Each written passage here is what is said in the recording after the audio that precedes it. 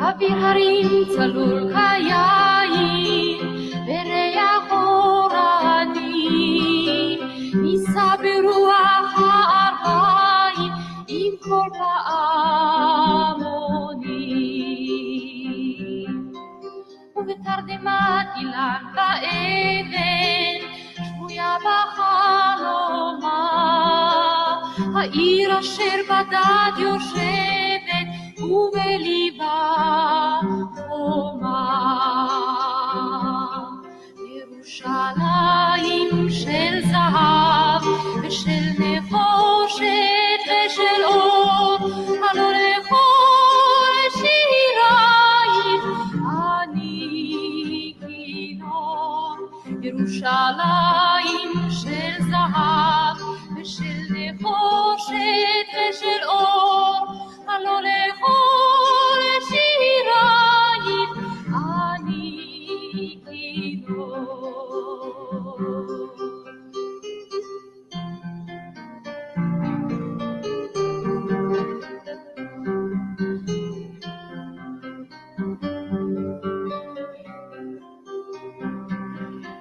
איך יבשו בורות המים כיכר השוק ריקה ואין פוקדת הר הבית בעיר העתיקה ובמערות אשר בסלע והלילות רוחות ואין יורד אל ים המלח בדרך יריחו ירושלים של זהב ושל נחושת ושל אור הלא לכל שירייך אני כינור ירושלים של זהב ושל נחושת ושל אור הלא לכל שירייך אני כינור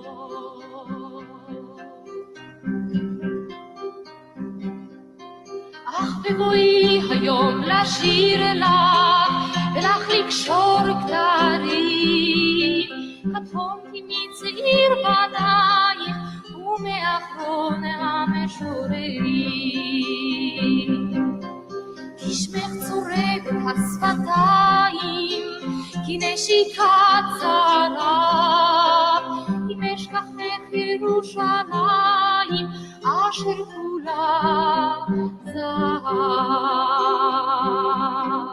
ירושלים של זהב ושל נחושת ושל אור הלא לכל שירייך אני כינור ירושלים של זהב ושל נחושת ושל אור הלא לכל שירייך אני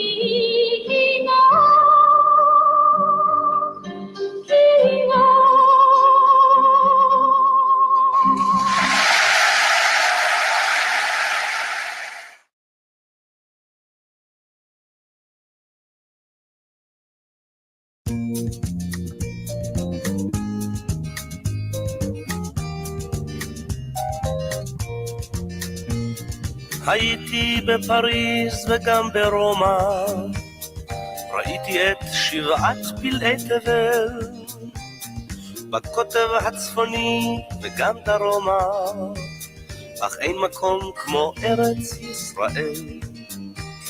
וכמו גלויות של נוף יפות, תמונות בזיכרוני עפות, כמו בעד עדשה של מצלמה, ותרמילי אותן אסע לכל מקום בכל מסע, קטעי פסיפס מתוך תמונה שלמה.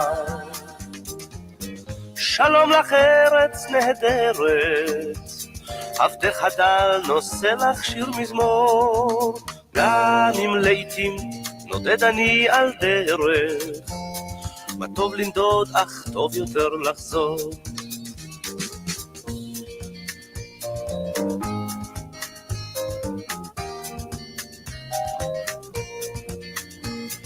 צריכי המגדלים בירושלים, בסמטאות השוק הצבעוני, גגות הרעפים של גבעתיים, הניבטים מבעד חלוני. את האביב בתל אביב, את סבתי ואת סבי, את החלה ואת נרות שבת, את ים המלח מול אדום, ואשת לוט צופה לסדום, ואת הקיץ אורחה אלה. שלום לך ארץ נהדרת, עבדך דל נושא לך שיר מזמור, גם אם לעתים נודד אני על דרך, מה טוב לנדוד אך טוב יותר לחזור.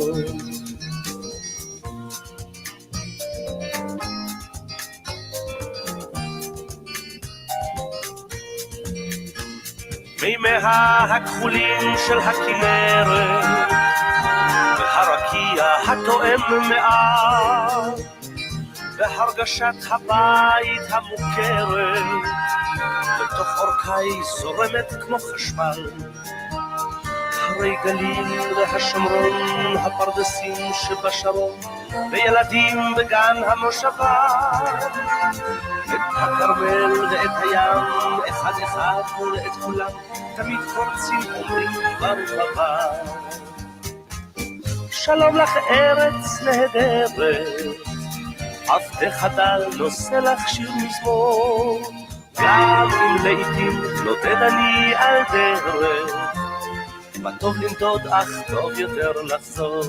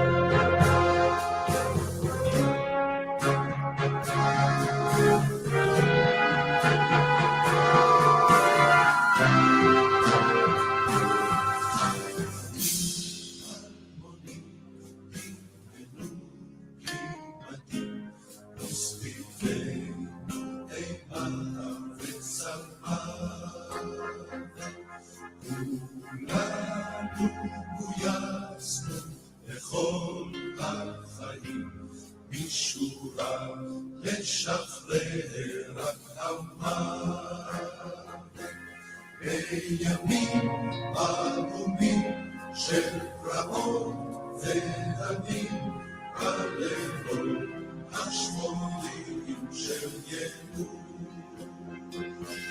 בערים בכפרים את דגלנו נרים, ועליו הגנה וחינוך. יצאו פשוט כהמון עבדים, ולשתות במחאה לדבר. ברצוננו להיות לעולם נכונים, חלומנו למות בארצנו. בימים אדומים של פרעות ודמים, בלילות השחורים של ייאוש. ולכן הכפרים ואת דגלנו נרים, ועליו הגנה וחינוך.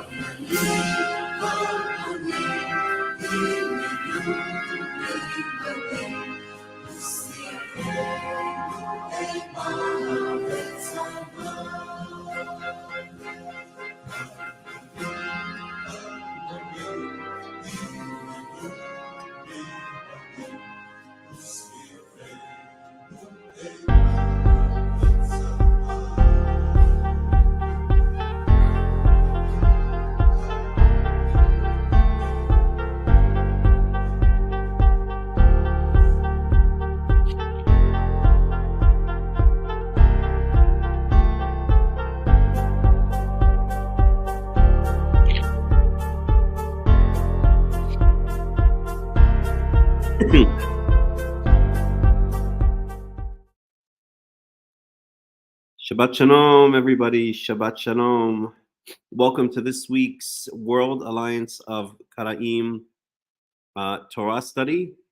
This is Parashat Terumah, Exodus 25 through the middle of Exodus 27. I am Hakham Melech ben Yaakov of the World Alliance of Qara'im. And unfortunately, I have a cold again. I don't know what's going on this winter. I usually get through the winter without getting sick at all. Or if I do, I get sick maybe once for a very short period of time. But this winter, this winter has been crazy. At a very long, I don't know whether it was COVID or swine flu. Who the heck knows what it is? Because I really don't even bother going to doctors unless it's very, very serious. But it went away, but it lingered a little bit, and now it's back. So okay, I'll just power through like my heroine. My hero, Hillary Clinton. No, that's a joke. I can't stand that lady. Anyway, so welcome to the Torah study. We'll do the best we can. I'll go for as long as I can. I don't want to overstrain my voice, but I'll try to do the best that I can here. Okay, so I would like to start off by talking about Your Jerusalem, which I've really been getting back into lately. So let me bring it up. So Your Jerusalem, let me tell you a little bit about Your Jerusalem, and actually let me show it on the screen. Let me do it this way. Share screen. Your Jerusalem. So Your Jerusalem is a newspaper that I used to publish in Jerusalem. Whoops, do it that way. Its URL, its website is www.yourjerusalem.org. I'll put it down here in the chat.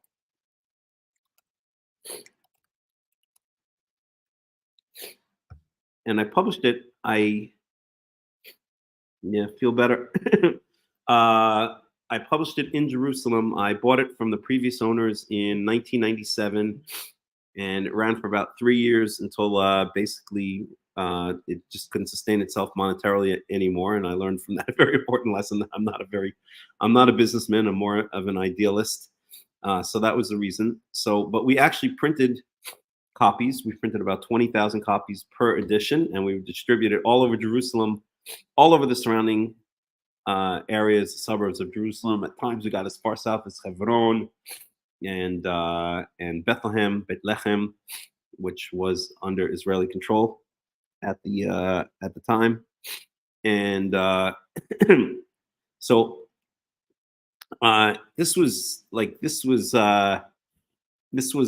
my project. This was my this was something that was very near and dear to my heart, publishing this newspaper. I really put my heart and soul into it. I remember sometimes I was up like almost all night working on it. It wasn't on the internet back then. The internet was just beginning to become popular in the mid to late 1990s. And then in 1990, no, I think so after about 3 years, then I had to stop publishing it. Basically ran out of money, but I always wanted to bring it back. And in, I think it was 2006, I put it on the internet. And over the years, from time to time, I would go back to it and work on it. You know, I'd put an article in here, I'd put an article in there.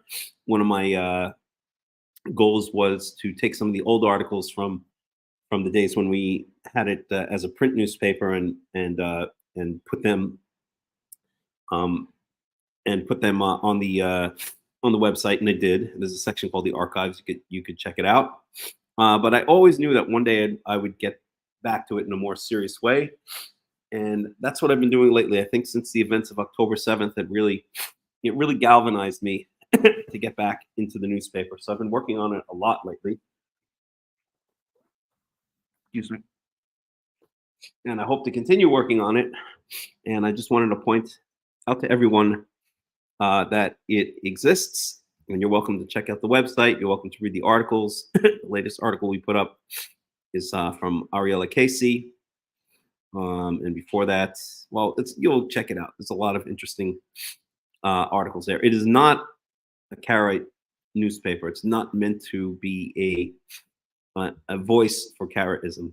It is, I would say, Tanach, or, you know, I wouldn't even call it Tanach leaning. It's kind of, I called it even back then, and I call it now the newspaper of Israel's future. It's kind of future looking, the way we feel like Israel should be going. So I'll have people write who I feel are very innovative, very forward looking. So for instance, I have a man named Isaac Mosenson, who wrote a Parsha Shavua article, and he's a very interesting guy. I've been following his work for years. He basically promotes the idea, has been very strongly promoting the idea that all human language can be linked back to Hebrew, and he tries to prove this linguistically, and he came up with a name for this belief, which he calls Edenics.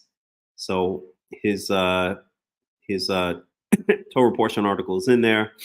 There's a editorial by myself, by yours truly, and a whole bunch of other stuff. So check out the newspaper, spread the word, and I just wanted everyone to know that it exists. Okay, so that's that. Other than that, I really don't have anything else much to say as an opener today. You know, we could talk about the war again, but we've already spoken about it so many times, and I've already said, you know, my belief system regarding the war, that I think that one way or another, this is gonna, you know, it's gonna cause major changes in Israel, including the end of the state of Israel as we know it, but that remains to be seen. We'll see. We will see what happens, but I've already stated my ideas regarding that. So I think what I'm going to do is I'm going to get into the Torah today. I'll do it for as long as I can.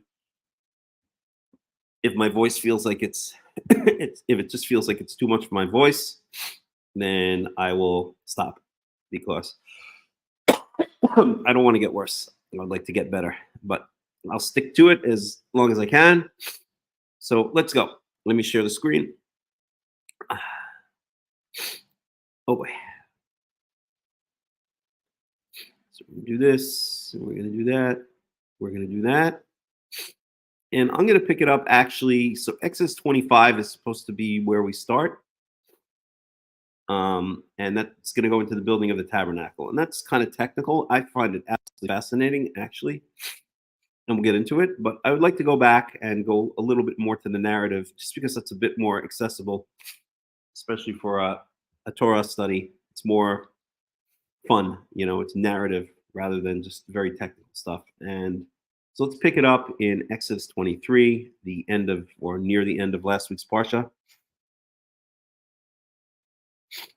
And we'll pick it up in, let me just make sure it's coming up, in Exodus 23:20. And I'm going to try to do my best Masoretic, quote unquote, biblical Hebrew accent. But as you can see, my nose is a bit stuffed up, so it may not come out so good. Okay.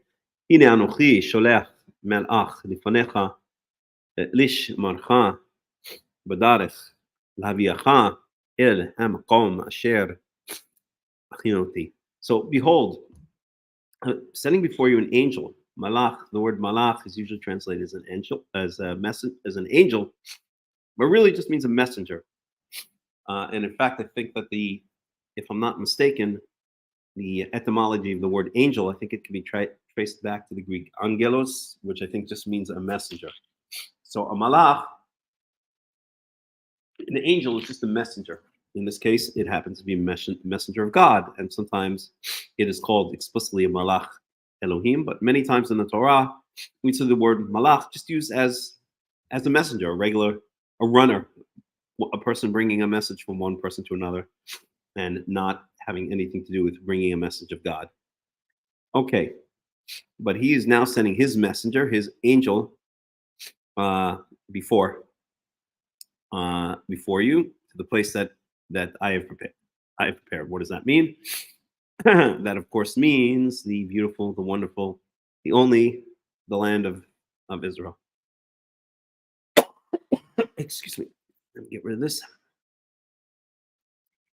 Okay, verse 21. Ishamer mipanav Ishma mikolo al tamer bo kilo isa napish achem shmi bikirbo. So be careful of him, literally before him, before his presence, before his face. Shema bikolo, listen to his voice. Al tamer bo, do not rebel against him. Tamer from the mar'ah, provoke, they translate it as. The underlying root is mem resh hey. No, they put it here as marar. Interesting. That doesn't make sense to me. Let's see.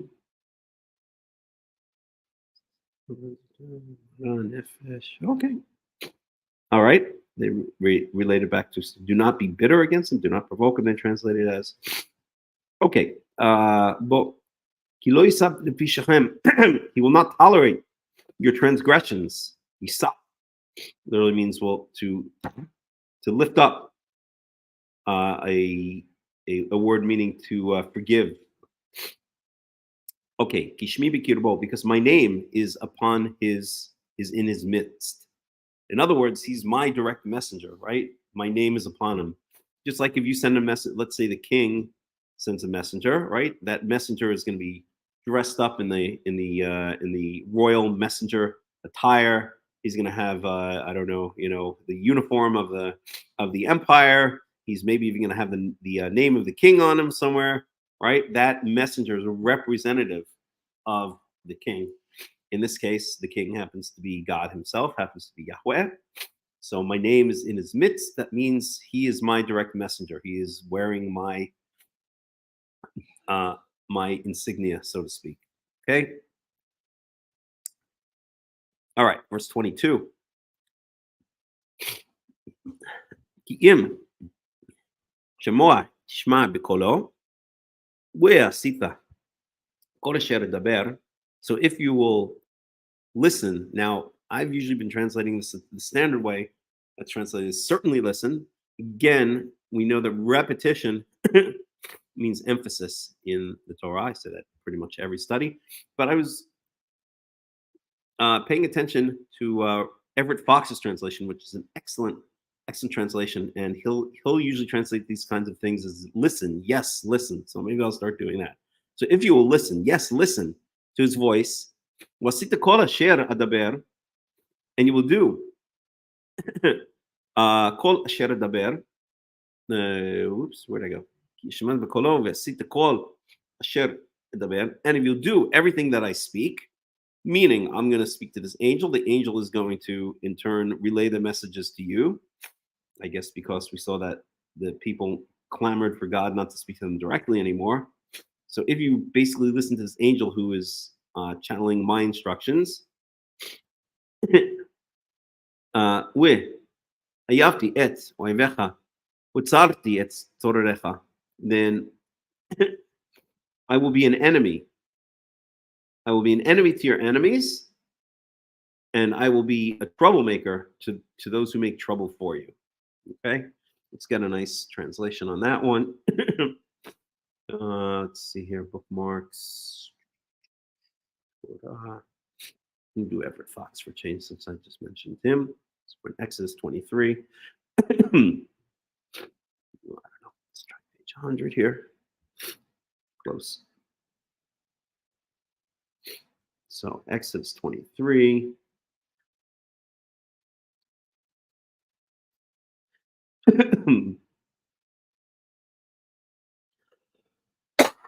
Oh, it's really unpleasant having a cold. So Exodus 23, and we're in verse 22. And he translates it as, I will be an enemy to your enemies and an adversary to your adversaries. Excellent translation. There we go. That's a good one. Okay. Verse 23.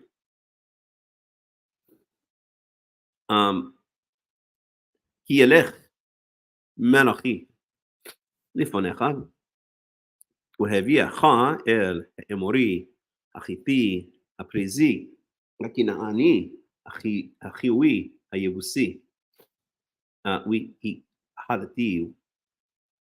So ki yelech malachi levanecha, because my angel, my messenger, shall go before you, shall walk before you, and he will bring you to the, and then we have the list of nations: the Amorites, the Hittites, the Perizzites, the Canaanites, the Cheoites, the Jebusites. How many nations do we have listed here? 1, 2, 3, 4, 5, 6. So they're usually called the 7 nations, but there are all kinds of different lists. This is one of the more common ones, I think. And I will wipe them out. Nikhad in modern Hebrew means extinct, so I will make them extinct.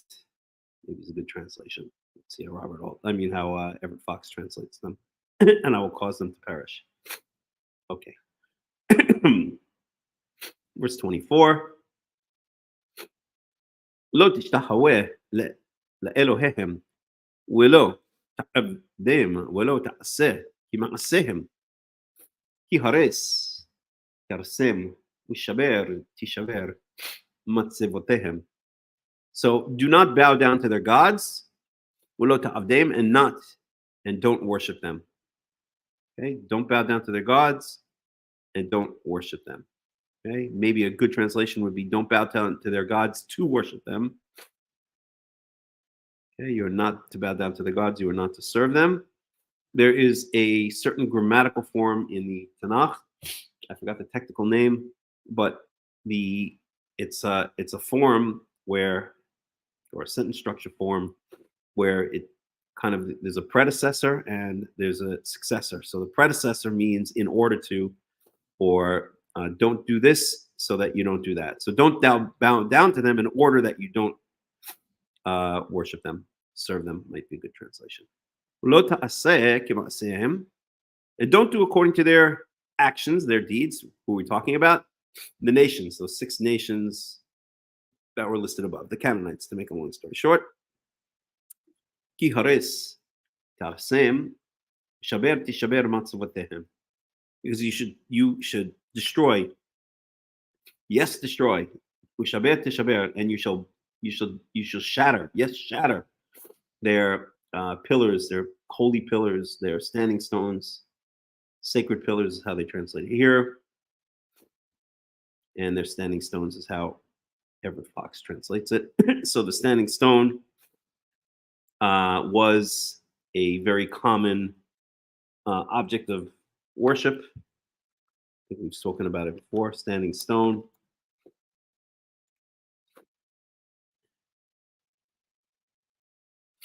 So let's see here. Let's get it very short.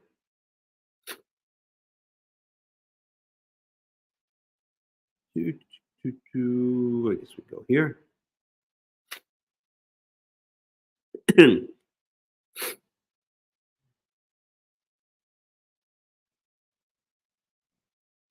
Okay, so it's not exactly the ancient Near East standing stone, but you get the idea. Okay, it's basically a place of cultic worship.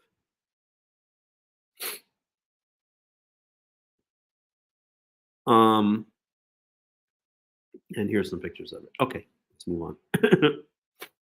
Okay, verse 25.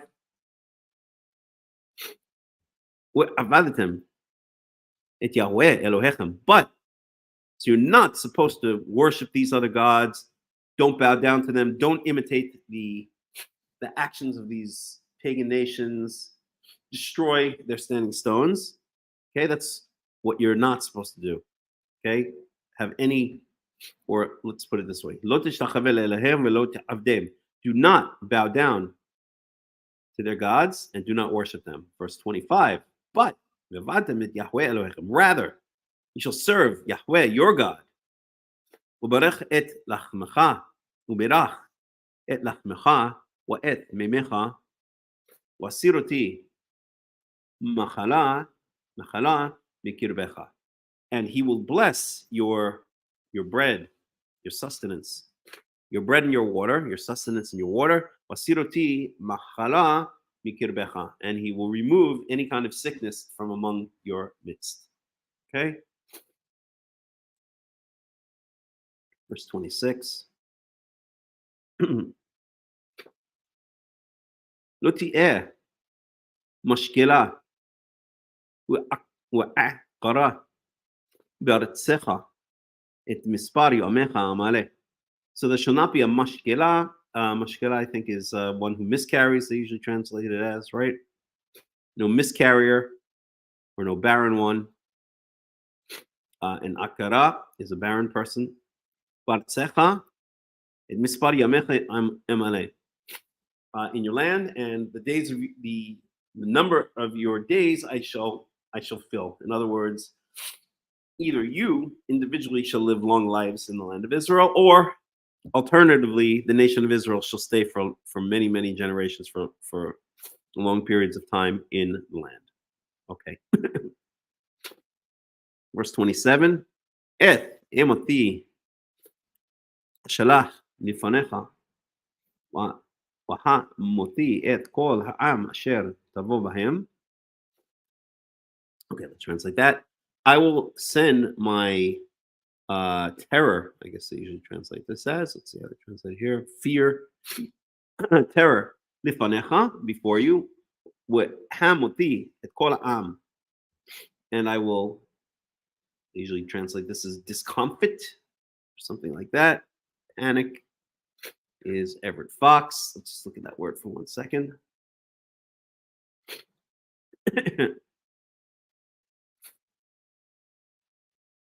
Hamam, make a noise, move noisily, confused, discomfort.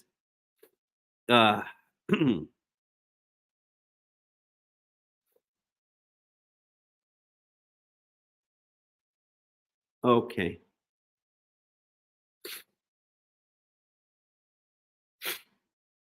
So we'll go with discomfort. Okay.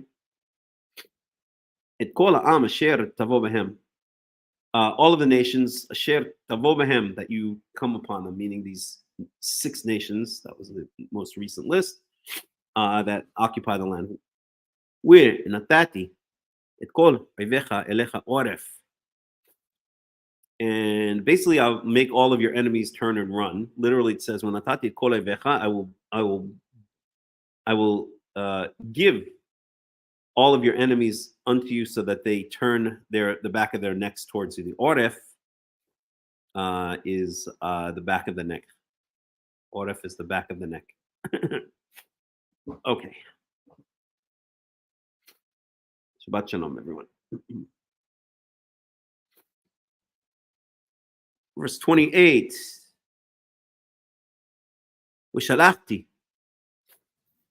את הצירה לפניך, וגירשה את החיווי, את הכנעני, את החיתי מלפניך. So I will send thee, the question mark. This is usually traditionally translated by the rabbis as the hornet. We'll talk about that word in a second. I will now, for the moment, translate as hornet, even though it's probably incorrect. So I will send the hornet before you. And this hornet will expel the Hivites, the Canaanites, the Hittites before you. Okay, let's talk about this word sarah.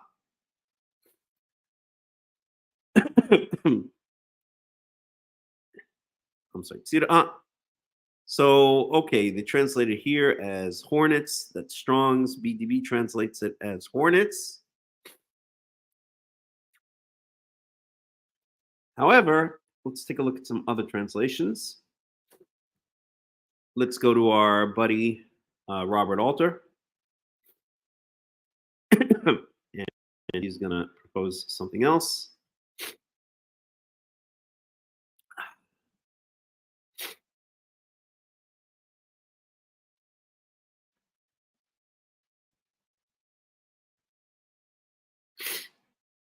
Okay.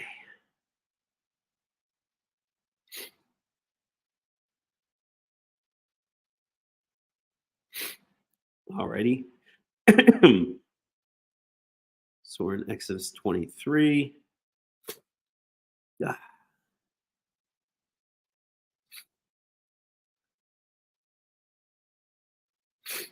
And we're in verse 28. 23, 28. So he does translate it as hornet, but I think he has a comment on that. Let's refer to his comments. 742. Oh God.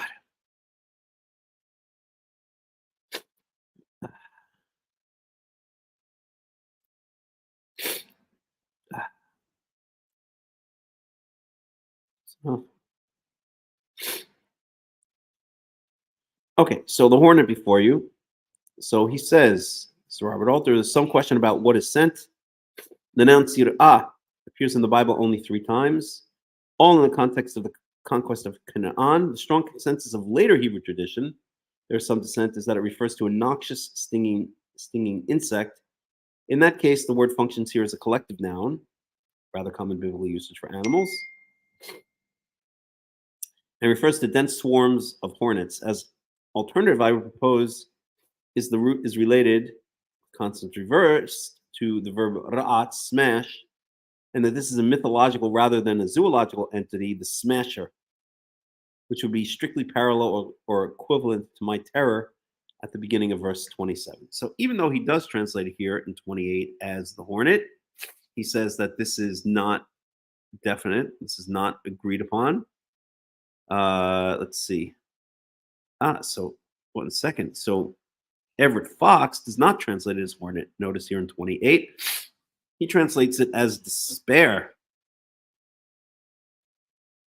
Okay, so as I always say, when you look at different translations, and when you look at 5 translations, and you get 5 different translations of the Tanakh, and you get 5 different interpretations of a certain word or a certain phrase, what that means is that nobody really knows what it means. Okay, and that's the case here. Hello, Whitey boy. So Robert Alter is proposing the word smasher. Everett Fox translates it as despair. Let's go look at our buddy, the Ibn Ezra. Although he is rabbinical, I have a feeling he's gonna relate it to hornet, but you never know with him. He's really an excellent Torah commentator, unlike Rashi. Let's take a look. Torah. And let's see what he might have to say about this. So we go to Tanakh. Oh boy. And we're going to Exodus. No, that's not the way to do it. Here. Go down to, where is it? Ibn Ezra. Exodus 23. 23 and 28. Tzira. And Makaba Guf. So that's interesting. So Ibn Ezra does not translate it as a as a hornet. Migzerat Tzarat. Interesting. Techalesh Koach Haguf.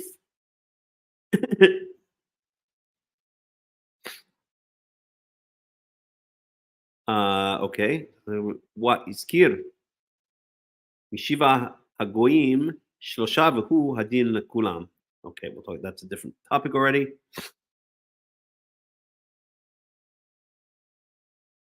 Tzara'at Shetichalesh Koach Haguf.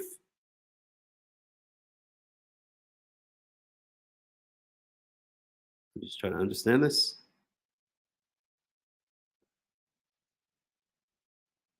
He just puts it in English. He puts the two words differently. Okay.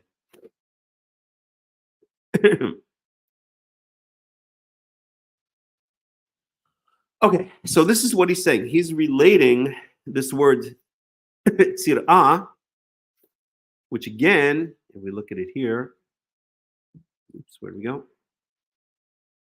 Tzir'ah, which again is traditionally translated as hornet, the Ibn Ezra is relating it to the word sara'at. Sara'at is what we usually translate as leprosy, or we usually translate into English as leprosy. Sometimes called scale disease. When we get to that issue, we'll talk about it more. So the word hornet comes from the same root as sara'at. So he's, let me just read this for one more second. According to Ibn Ezra, and I will send the hornet should be rendered, and I will send the plague. Right. Okay. So this is what he's saying. So, okay. So the Ibn Ezra is not translating it as hornet. He does not accept the idea that sir'ah, this word here, means hornet. Instead, he says it's a makabaguf, which can be translated as plague or a disease to the body. And it should tichalesh koach haguf. It weakens the strength of the body. So he translates it as, let's say, a plague, similar to the plague of what's commonly translated, although incorrectly, as leprosy. Okay. And then he goes on to say, "We skir mishiva goyim shlosha," and here the verse mentions only 3 of the 7 nations, but the same thing applies to all of them. In other words, even though only 3 nations are mentioned here,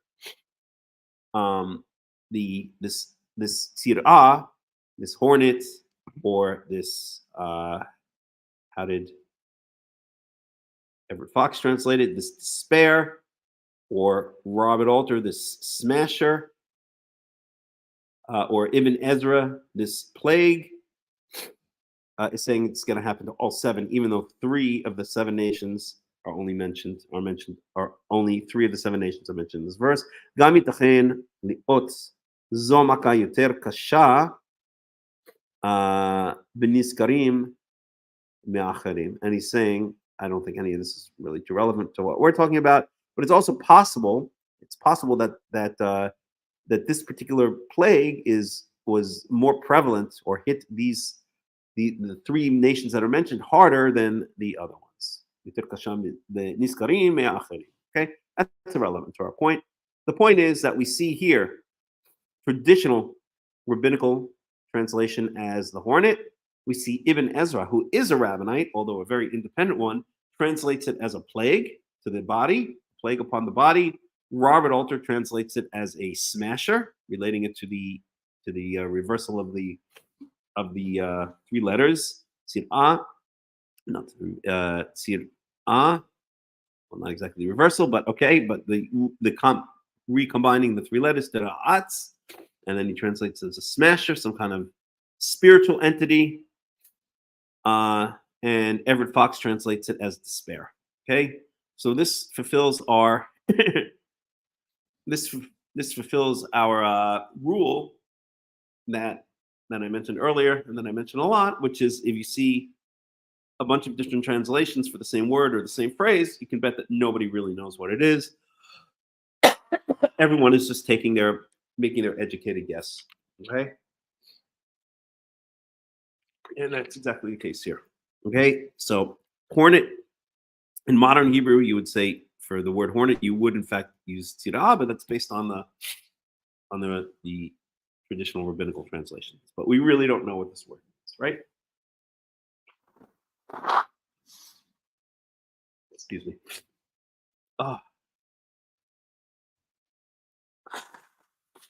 Okay. Verse 29.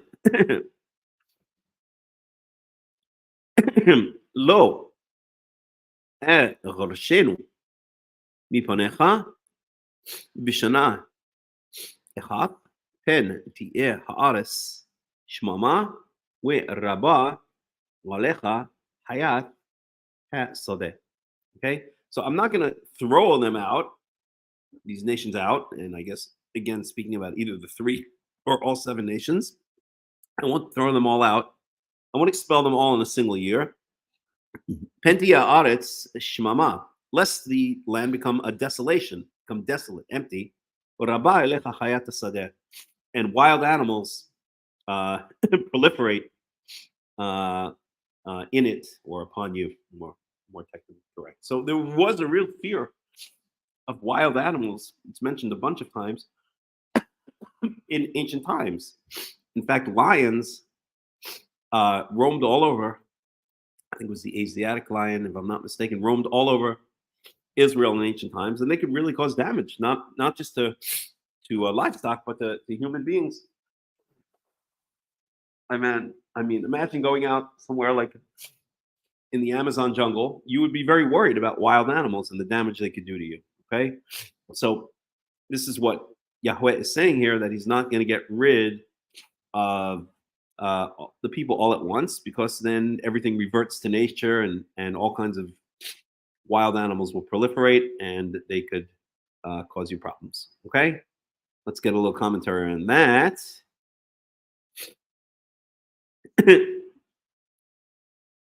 Okay, lest the land become desolate. Hebrew writer, faced with the discomforting report of the tradition available to him that the conquest of the land underwritten by, took more than 2 centuries. Okay, so this, I won't even go in that direction. He's basically saying, so as we know, the Israelites did not drive out all of the inhabitants very quickly. It took them a long time, and in fact, they never really drove out all of the inhabitants.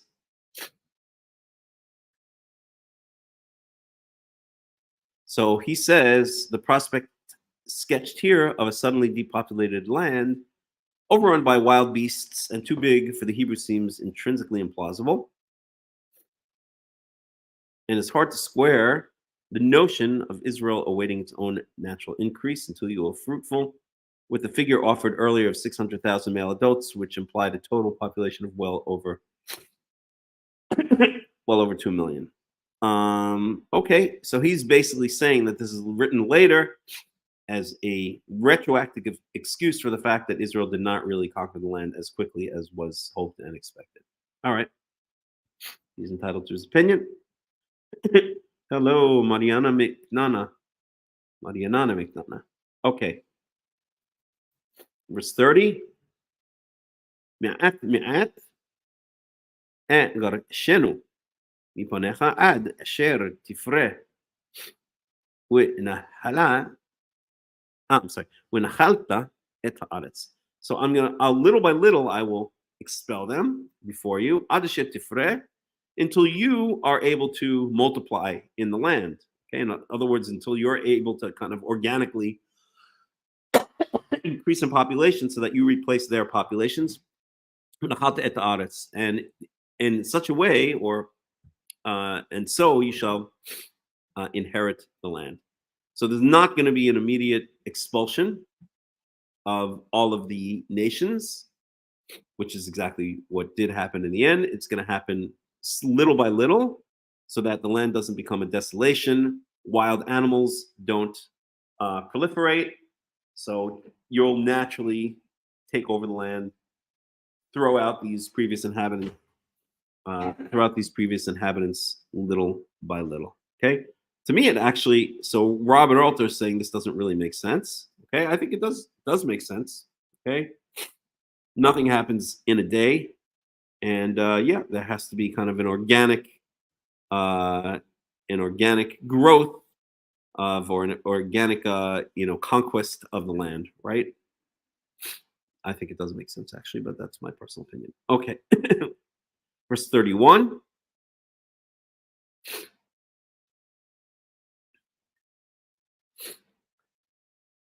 ושתי את גבולך מים סוף ועד ים פלישתים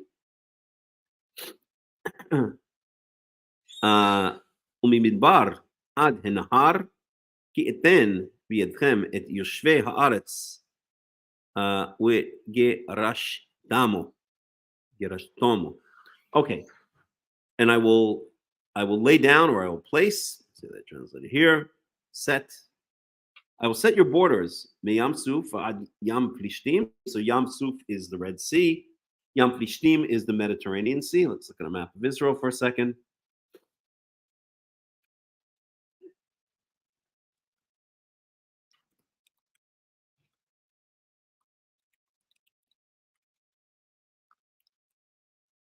So we can understand what we're talking about here.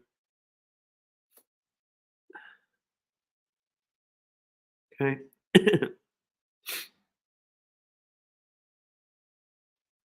Okay, so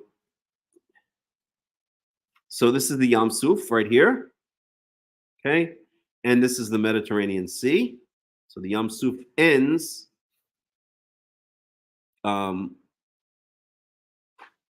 oops.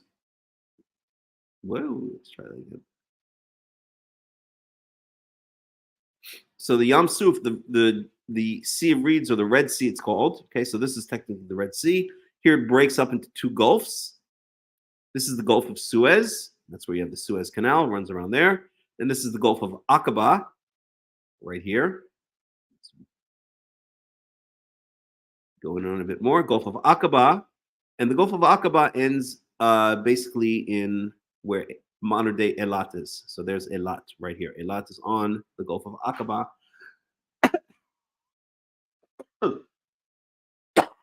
Excuse me. Which ultimately leads out to the Red Sea. Okay, so that's the Red Sea.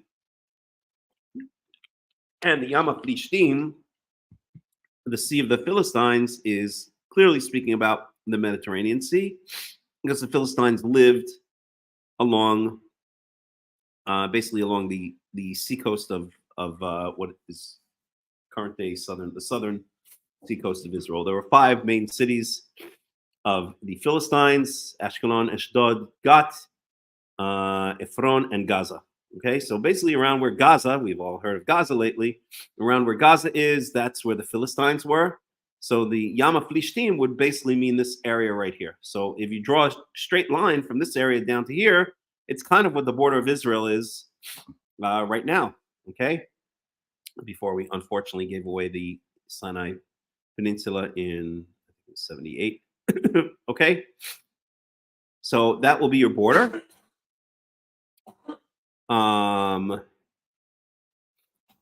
Midbar ad Nahar. Okay, so which river are we speaking about here? From the wilderness to the river. I think in this case, it's speaking about the Jordan River. I think it's clearly the context here. So the Midbar, oops, let's look at the map again. So this is the Jordan River, okay? The Midbar is, so this, even today, this is the area of the Negev and what's called the Arava. Okay, so this would be a midbar, a desert or a wilderness. Okay, so from this area out to the Jordan River. Let's get a little Robert Alter on that one. Okay. So Robert Alter says, I shall fix the borders. These grandiose borders, which would make biblical Israel seem a bit like Texas, do not correspond to any actual historical reality, but a rather kind of imaginative nationalist fantasy of what a spacious land might look like. Different equally ideal borders are mentioned elsewhere. Okay, the Red Sea. In this context, there is more plausible geographical reference of Yam Suf rather than Sea of Reeds, which would probably be a marshland in northern Egypt. I wouldn't even approach that issue because that's a big issue. And he doesn't mention which river, but again, I think it's clear that the context there is that we're talking about the Jordan River. Okay, see what Everett Fox has to say. From the wilderness to the river. Okay, he doesn't mention. We could look at Ibn Ezra, so that's 31. Although, even though I do think Ibn Ezra is an excellent commentator, I always do take him with a grain of salt because he is, although he's very independent, at the end of the day, he is he's influenced by the rabbis. Okay, so he says it's the Euphrates River, not the Jordan River. Okay. Okay, let's move on.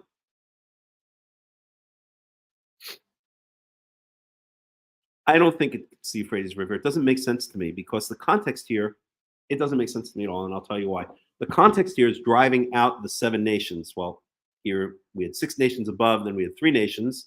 Yes, it is true that later on, it does say the borders of Israel explicitly from the Prat ad Nahar Mitzrayim, from the Euphrates River to the river of Egypt, which some people think is the Nile, some people think maybe a certain brook, certain wadi.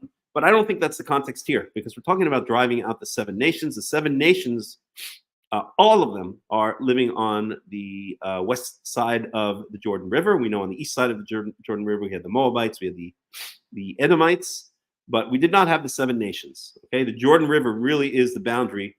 In fact, right when at the end of the book of Deuteronomy, the beginning of the book of Joshua, when the Israelites are encamped across from the Jordan River, they are not yet in the land.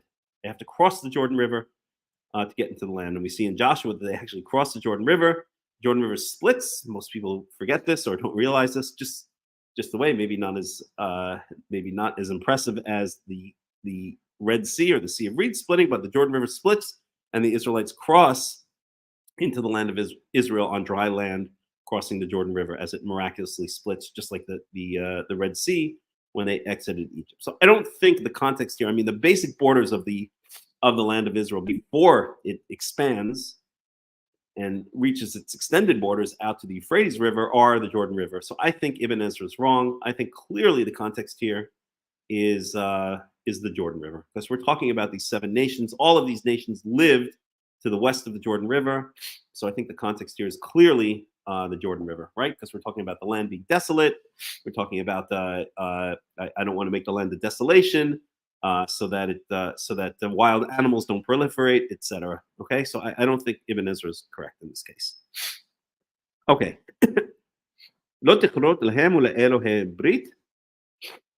So do not cut with them or with their gods any kind of covenant. Speaking about with the inhabitants of the land, with the quote unquote 7 nations. Okay.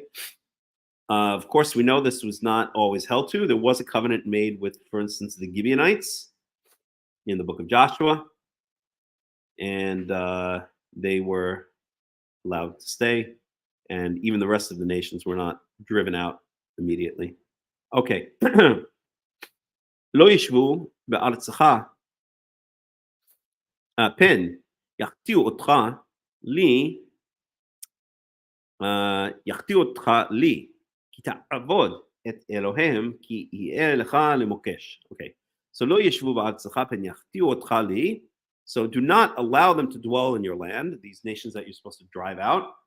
And by the way, it's very interesting because it says in certain places, or it implies in certain places, such as in Deuteronomy 20, that when we go against these nations, we're supposed to completely wipe them out, men, women, and children. But here, the language is not wipe them out; it's expel them, drive them out, right?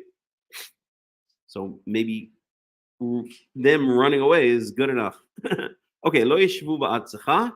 Let them not dwell in your land. Pen yachti otcha, lest they turn you to sin or lest they cause you to sin. Li, against me, ki ta'vod et Elohehem. Because if you serve their gods, that this will be for you a trap, a stumbling block, a snare, they translated here. Okay, let's get it. Everett Fox on that one. That's 33.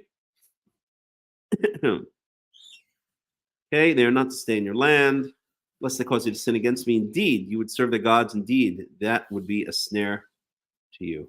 Okay, so I think we get the idea. We're supposed to get them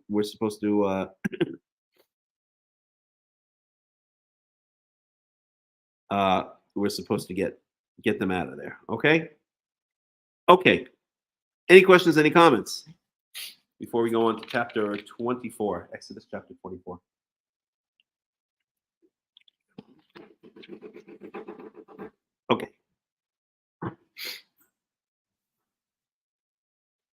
Okay, Exodus 24. Okay. So let's just summarize the end of 23. So we have this angel that is going to go before you and lead you to the land. Listen to him. Don't rebel against him. He will protect you. He will make your enemies his enemies, your tormentors his tormentors. Get rid of to summarize very quickly, I will get rid of the inhabitants of the land, and you should not make any covenants with them. You should not allow them to tempt you into idol worship or to worship of their false gods. But I will not get rid of them quickly, because then that's going to leave the land of desolation and it's going to revert to its primordial form, and there'll be wild animals, and that won't be cool. So that's it to summarize here. Okay, we're going to go on to chapter 24. Okay, Exodus chapter 24.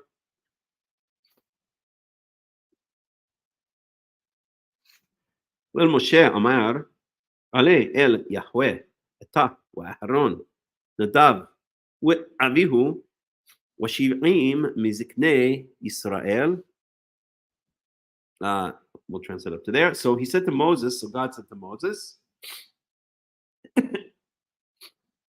come up to Yahweh, you, Aaron, Nadav and Avihu, those are the two firstborn sons of Aharon. So they are Kohanim, they're priests, although they haven't been made priests yet. Ushivim Miziknei Israel, and 70 of the elders of Israel. Uishtachawit me rahok, and you shall bow down from a distance. Winigash Moshe livado el Yahweh wahem lo yigashu wa'am ha'am lo ya'alu imo. Okay, so they're going to bow down from a distance, and then Moses himself, when Yigash Moshe livado, and Moses himself will approach el Yahweh, to Yahweh. Hem lo yigashu, and the rest will not approach. In other words, Aaron, his two firstborn sons, Nadav and Avihu, and the 70 elders of Israel will not come close to Yahweh. They're going to bow down, but from a distance. And the rest of the nation should not even come up onto the mountain. Okay. Verse 3. Why yavo Moshe? Why yisaper la'am et kol divrei Yahweh? So Moses came and told to the people all of the words of Yahweh, wa'et kol hamishpatim, and all of the judgments. Talk about that in a second. Wi'an kol ha'am kol echad, and the entire nation answered in one voice. Wi'amru kol ha'devarim asher diber Yahweh na'aseh, and kol echad yomru, and they said kol ha'devarim asher diber Yahweh na'aseh, and they said all of the things that Yahweh spoke, we shall do. Okay, so this always becomes a little bit confusing. So Moses told the people all of the words of Yahweh and all of his mishpatim, his judgments. What mishpatim? Well, I think that this is relating back to what. Actually, let me do it this way. So the last week's parsha was called Parshat Mishpatim. So we look in Exodus 21. Okay. So Ela Mishpatim Asher Tasim Lifanehem. This is Exodus chapter 21, verse 1. These are the judgments that you shall place before them. And then we go through a whole bunch of laws, some of which we spoke about last week. Okay.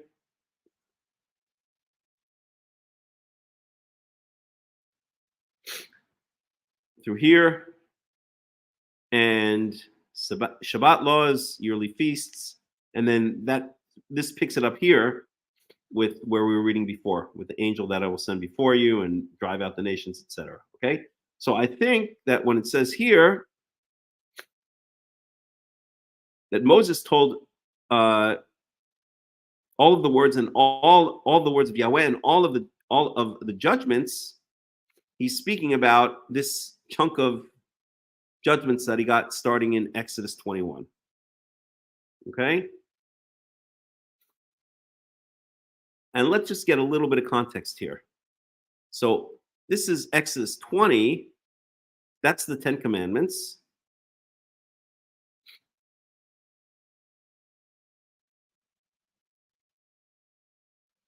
So let's just see here.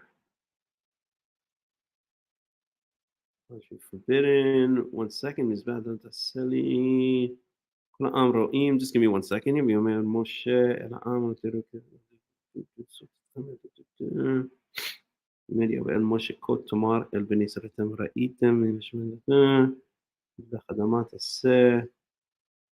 Okay, so I guess Moshe is okay. All right. So I guess Moshe is not on the mountain at this point, right? He's already come down off the mountain. And now he's going to go back up on the mountain, if I am not mistaken, which I could be. Okay, so they said, we'll do it. We'll do all of these judgments. Verse 4, ויכתוב משה את כל דברי יהוה, וישכם בבוקר, ויבן מזבח תחת ההר. Okay, so Moses wrote down all of the words of Yahweh, and he got up the next morning, early the next morning, ויבן מזבח, and he built an altar תחת ההר at the base of the mountain. ושתים עשרה מצבה ל12 שבטי ישראל, and he set up 12 standing stones for the 12 tribes of Israel. Okay. So Moses tells all the laws to the people of Israel. He gets up the next morning and he builds an altar and 12 standing stones to represent the 12 tribes of Israel. Verse 5.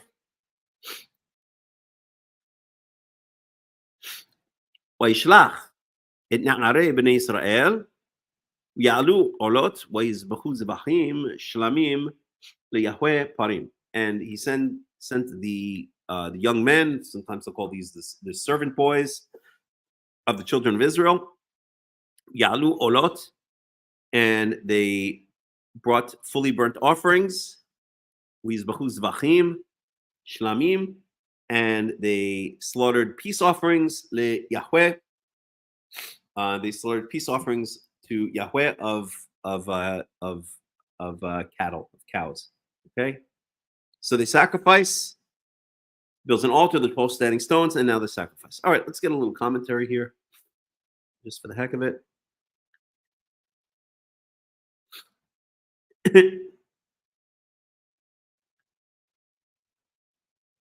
Okay, so we go on to 24.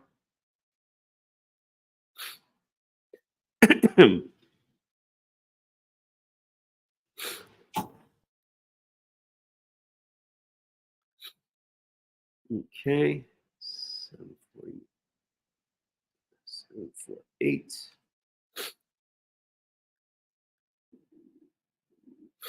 Okay.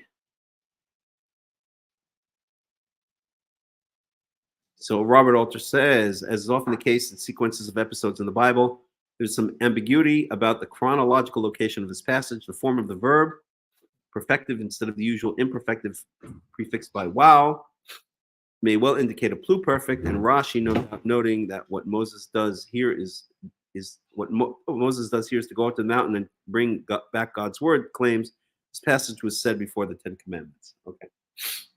Let me see here.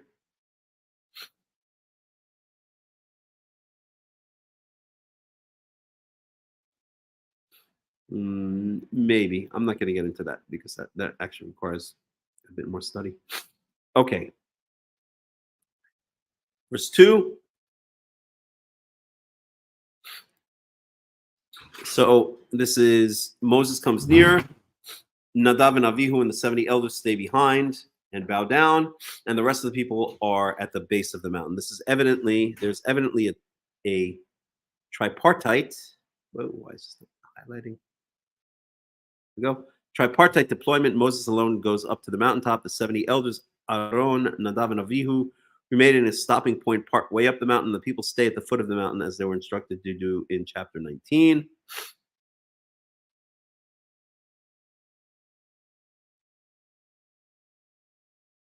Let's go to these 12 pillars that we just read about. These pillars, matzevot, are not structural elements in the altar, but cultic pillars are steels, just like the ones which, when they are pagan, the Israelites have been enjoined to smash.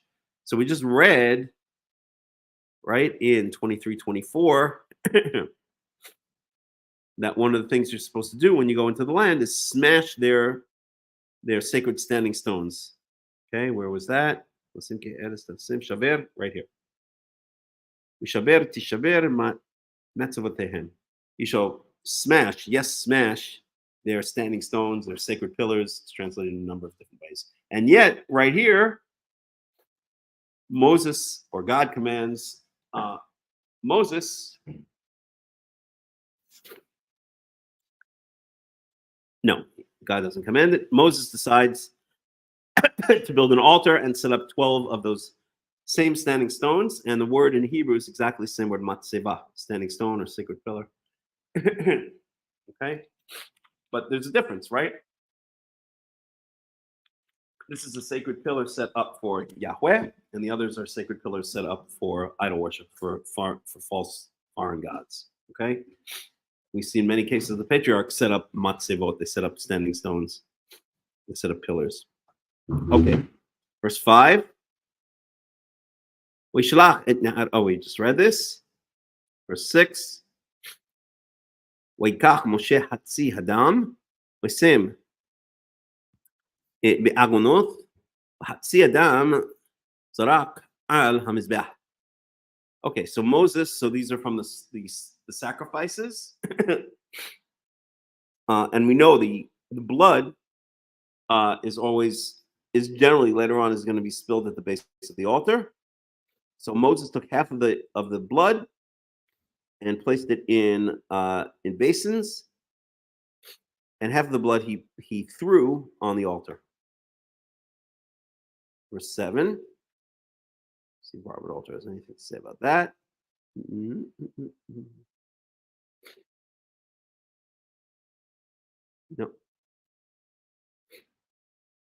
V'ikach sefer habrith ויקרא באזני העם ויאמרו כל אשר דיבר יהוה נעשה ונשמע. And he took the scroll, or the scroll of the covenant. So this was now written down, okay? And it says here, and this is relating most probably to what we see in verse 4, right? Moses wrote down all the words of Yahweh. And here it says, Vayikach sefer habrit. So he took this book or scroll of the covenant and he read it into the ears of all of the people.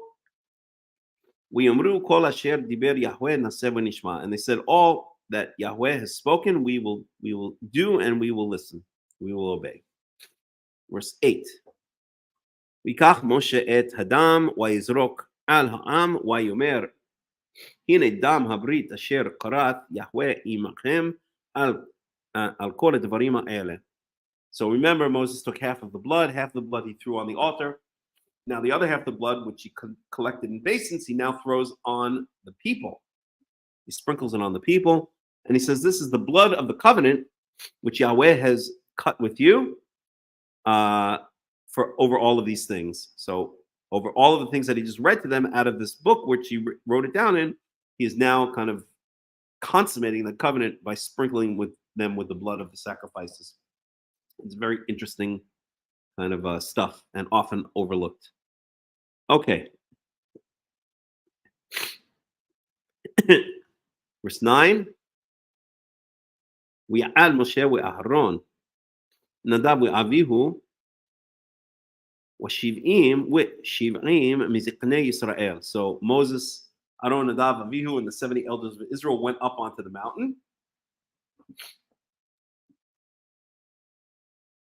Which, by the way, proves Rashi wrong. Rashi is a horrible, horrible commentator.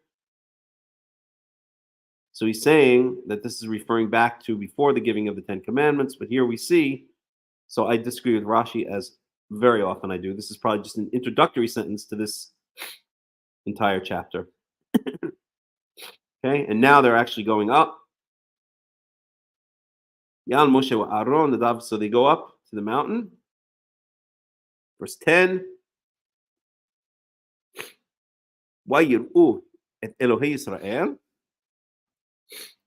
ותחת רגליו כמעשה לבנת הספיר עצם השמיים לטוהר. Okay, so לטוהר. So this is interesting. So they saw. So it says they saw the God of Israel. What does that mean? They saw the God of Israel.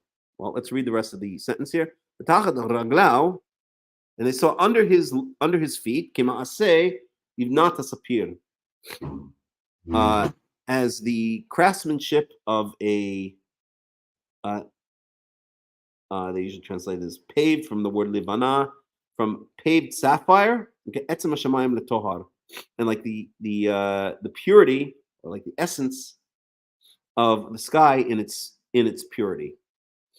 Okay, so what does this mean? ויראו את אלוהי ישראל ותחת רגליו כמעשה לבנת הספיר. Well, let's get a little commentary on this, and then I will give my opinion of what this means. Because obviously, if we were to believe, which we do, that God has no physical form, how can they see God? Okay? So Everett Fox translates this, and they saw the God of Israel beneath his feet, something like work of sapphire tiles, something like the substance of the heavens in purity. That's Robert Alter. I'm sorry, that's Everett Fox. Let's get a Robert Alter on that one, 2410. And they saw, oops, why is it not highlighting? There we go. They saw the God of Israel, and beneath his feet was like a fashioning of sapphire pavement, and like the very heavens for pureness. Okay, let's see what he has to say about that verse. And actually, yeah, we'll go back to that afterwards. Verse 10. Okay, the boldness with which this immediate vision is stated is startling, especially after biblical background in which humans repeatedly fear that they cannot see God and live. Such collective vision is reserved for this unique event. A symptom of how shocking this frank anthropomorphism could be is Onkelos' evasive substitution in his Aramaic translation, and they saw their sacrifices that had been accepted favorably as though they had eaten and drunk. Okay, so Onkelos, when he translates into Aramaic, is basically translating away this idea that they saw God. Okay? So,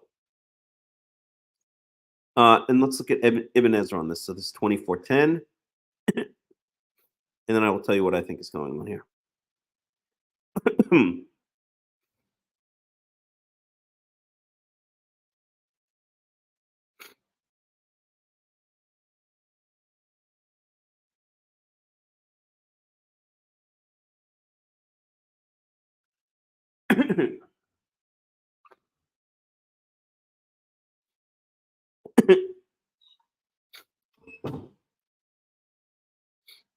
Okay, so Ibn Ezra says, "Yir'u b'marei nivu'ah," in a prophetic vision, "Kamo ra'it et Hashem yoshev al kiseh," and then refers us to 1 Kings 22:19.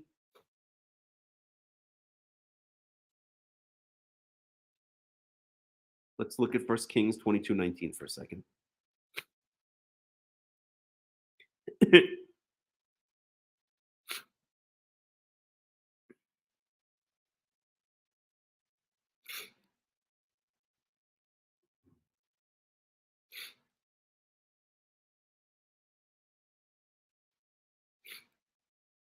So this is the, one second here. Oh, this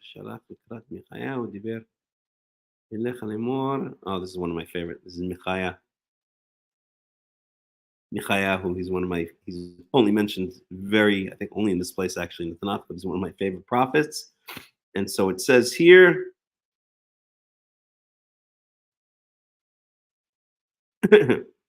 where is it? Ezra 22:19. So 1 Kings 22:19. Well, this is Michayahu speaking, a prophet, speaking to Ahab. Ahab is an Ahab and Jezebel, Achav and Izebel. Therefore, listen to the word of Yahweh. Ra'iti et Yahweh yoshev al kis'o. I saw Yahweh sitting upon his seat. Shemayim omed alau, and all of the host of heavens standing about him. Miyamino, on his right and on his left. Yomer Yahweh mi yiftet et Achav, and he said, and Yahweh said, who will tempt Achav, Ahab, Ya'al, Ramot Gilad, and he shall go up and fall and die in battle at Ramot Gilad. Yomer Zeh b'cho v'zeh omer b'cho.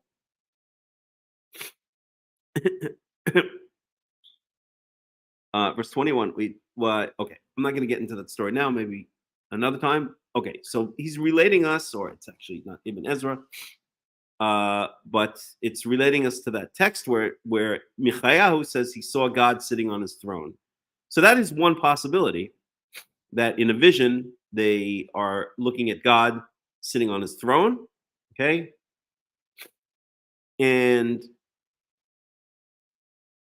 but I would say there's another possibility here, which is that if this is, well, either way, it's a vision, okay? So it's not, they're not seeing an actual figure, an actual physical figure, okay? But I would say another possibility here is that they're not seeing God at all, okay? Yiruet Elohei Yisrael, they saw the God of Israel.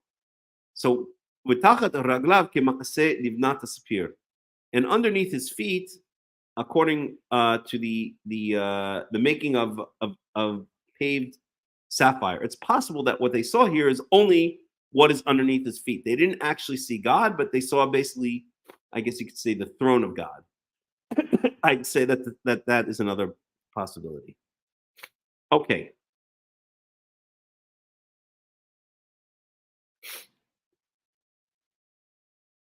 Verse 11.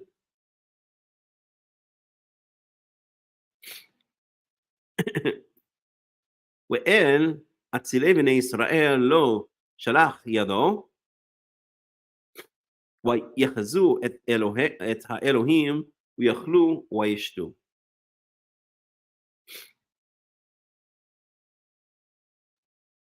Okay, let's get a Robert Alter on that one.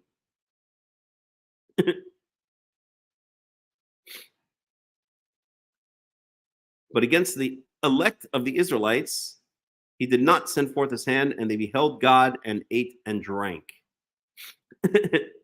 So the Atzilei B'nai Israel, I think, is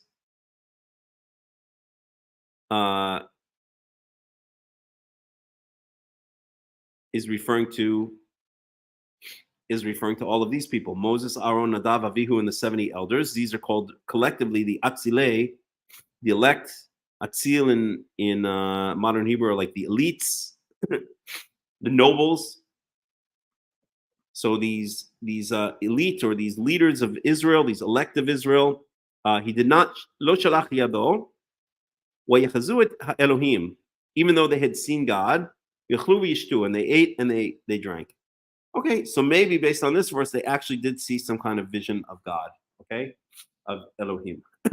I don't know exactly what that means, but even if they saw some vision, something that represents God, then remember, just because they saw it, it was in a vision, right? It wasn't that God had some kind of physical form on this earth. God never, ever takes a physical form on this earth. Okay? All right. Let's go on. ויאמר יהוה אל משה, עלה אלי ההרה. And Yahweh said to Moses, come up to me on the mountain or on the mountaintop. وהיה שם. ותנה לך את לוחות האבן, and be there, or when you are there, I will give you the luchot ha'evan, the stone tablets. והתורה והמצווה אשר כתבתי להורותם. And the commandments, the instructions of the commandments, which I wrote to instruct them. Okay, verse 13. ויקם משה, excuse me, ויקם משה, יהושע משרתו, ויעל משה אל הר האלוהים. And Moses and his servant Yoshua, that's Joshua, arose, and Moses went up to the mountain of God. Verse 14. ואל הזקנים אמר, שבו לנו בזה עד אשר נשוב אליכם, והנה אהרון חור וחור עמכם, מי בעל דברים ייגש עליהם. Okay? And to the elders, he said, שבו לנו בזה, stay here, remain for us here, עד אשר נשוב אליכם, until we come back, till we return to you. והנה אהרון וחור עמכם, and behold, Aaron and Hur are with you. מי בעל דברים ייגש אליהם.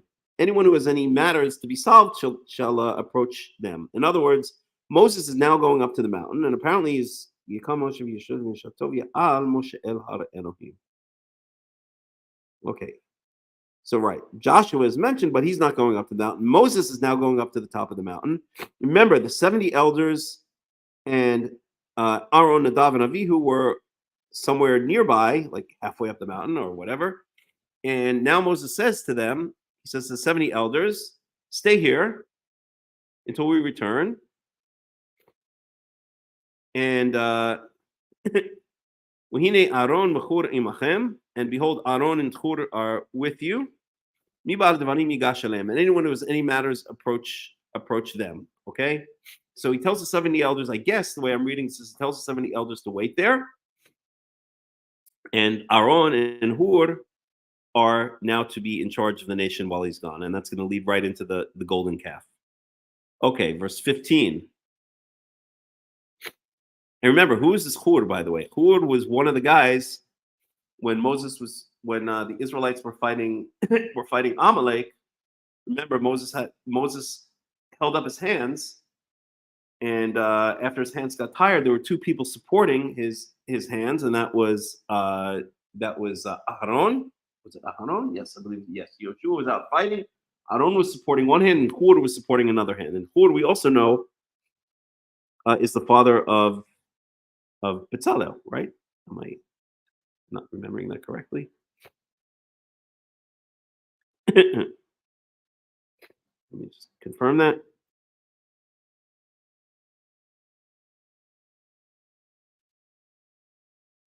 $30. Yes. So I'm sorry. Hur is, if it's the same Hur is the grandfather of Bezalel. Bezalel is the chief craftsman for the making of the tabernacle. Okay. Verse 15.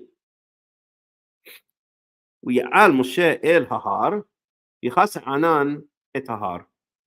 So Moses went up to the mountaintop, and a cloud or a thickness, we could say, a thick cloud covered the mountaintop. Verse 16.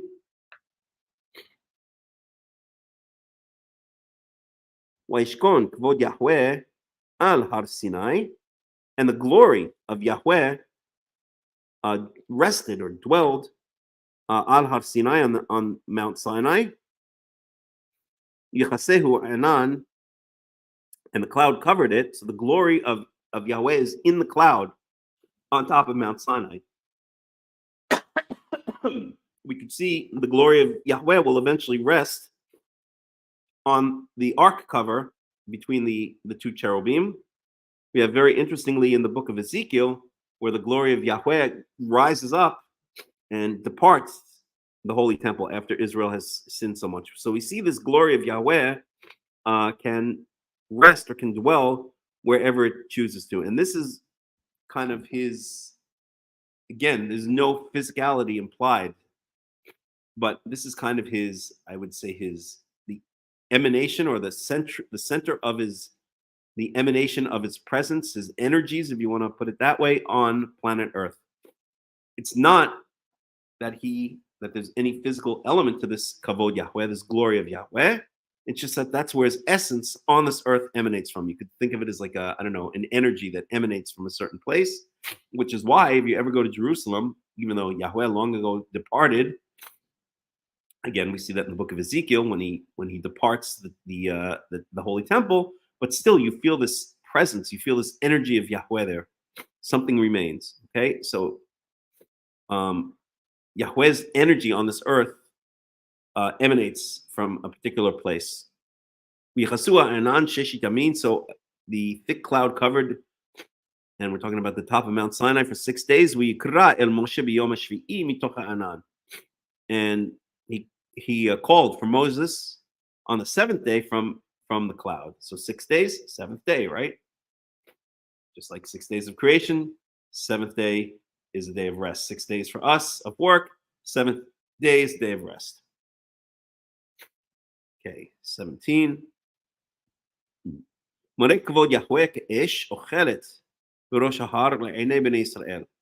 the appearance of the glory of Yahweh, so we're talking about this glory of Yahweh,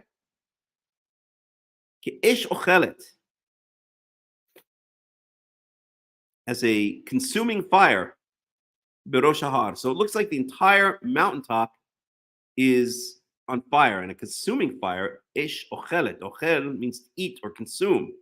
So it looks like a fire that should be burning up the mountain, but the mountain is not burnt up, kind of like the burning bush in Exodus 3. It's also called there, let's even look at that, it's the same word that's used exactly.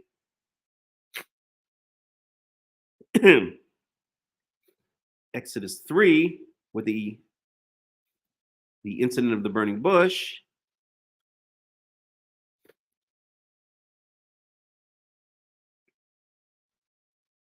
So in verse 2, this is the burning bush. So the angel of Yahweh appeared to him. This is at the burning bush. Labat ish, in the flame of the fire. Mitochasne, from inside the bush. Uyar, and he saw, Moses saw this. Wahine hasne bo'er, and behold, the bush is burning ba'esh, in fire. But the fire, but the bush is not being consumed, and it's the same word that we see here. The bush was not being consumed. Okay, uchal. Okay, the bush was not consumed. It's the same word uchal, aleph, kaf, lamed, and here we have ish ochelet, uchal, ochelet. It's the same word, or it's the same root. Okay, it's different verb forms. So it's the same idea. It's like the burning bush. The bush was on fire, but it was not being consumed by the fire. Here we have a ke'esh ochelet. We have a consuming fire. The top of Mount Sinai is in flames that look like they should be destroying the entire place.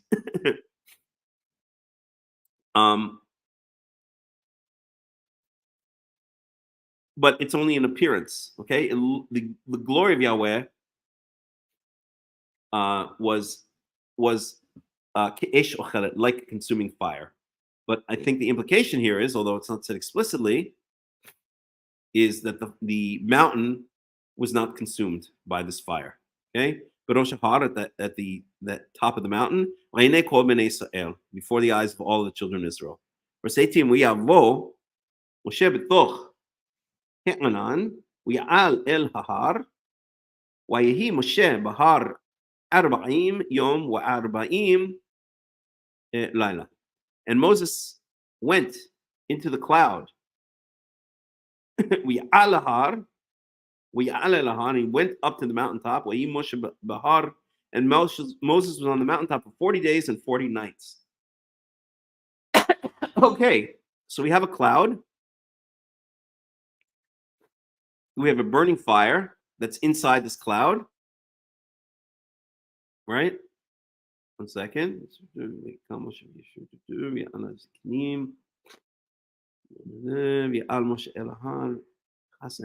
So a cloud covers the mountain. And then inside this cloud is this burning fire. Okay, so it looks like smoke. And then inside is the fire. So it looks like a huge conflagration. And then Moses walks into the cloud. So he's going right into it. And obviously Moses is not, burnt to death. So it looks like a consuming fire, but it's not consuming anything, just like in the case of the burning bush. The snet, the bush was not destroyed, was not consumed. Okay. And now we get to the beginning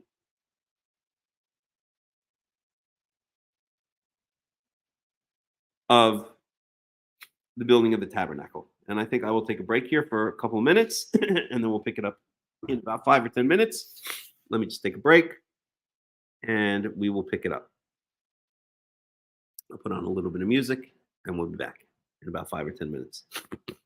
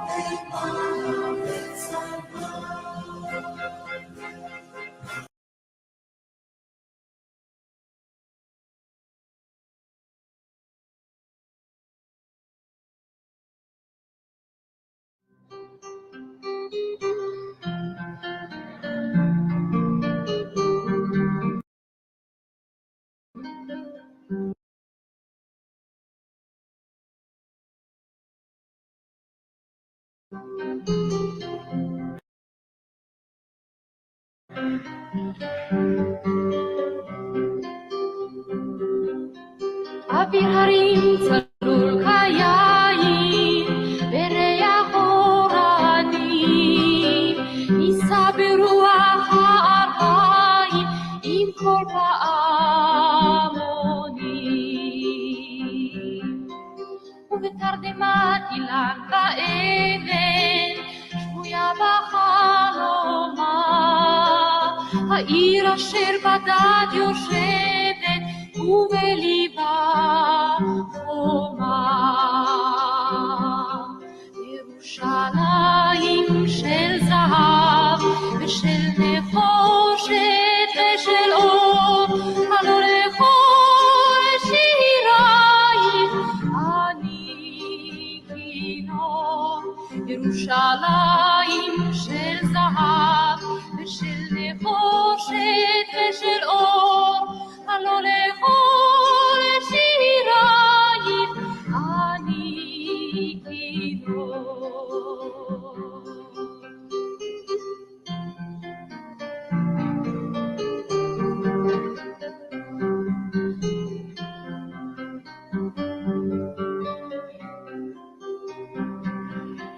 איכה יבשו בורות המים, כיכר השוק ריקה, ואין פוקדת הר הבית בעיר העתיקה.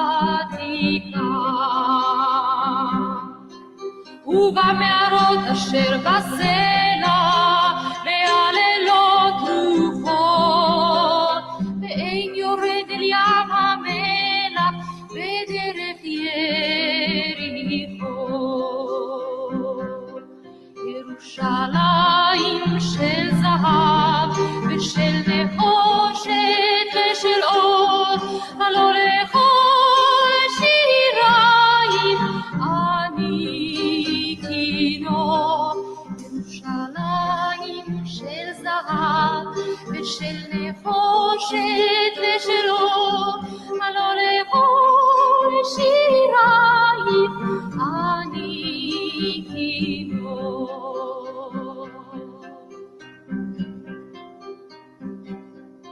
אך בבואי היום לשיר אליו ולך לקשור כתרים, קטונתי מצעיר בנייך ומאחרון המשוררים. תשמך צורבת השפתיים, כי נשיקת זרה, אם אשכחך ירושלים, אשר כולה זהב. ירושלים של זהב ושל נחושת ושל אור, הלא לכל שירייך אני כינור. ירושלים של זהב ושל נחושת ושל אור, הלא לכל שירייך אני כינור.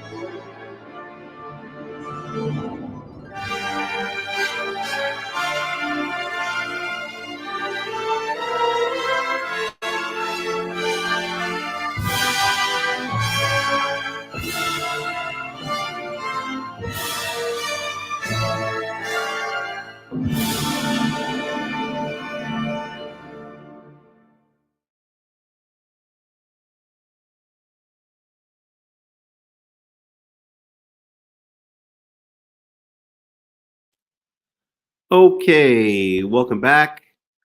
So we were in Exodus 25.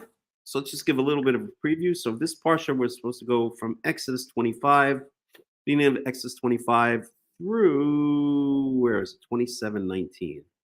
So the offerings for the tabernacle, the Ark of the Covenant, the what they call the mercy seat, that's the ark cover, the table of the showbread, the golden lampstand. So these are all in the inner sanctum. The curtains. This is the outer area of the tabernacle. And then again, more parts of the tabernacle. So I think, I'm trying to think here how I should do this.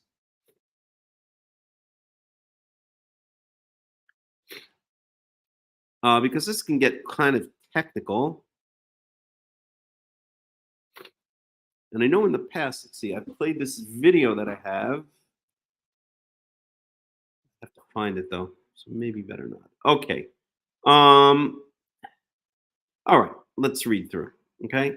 We'll do it the standard way. Okay. Well, let's see, where do I have that video?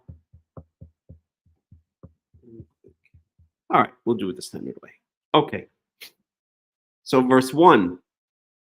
وَيْدَبَرْ Yahweh and Moshe lemor. So Yahweh spoke to Moses to say,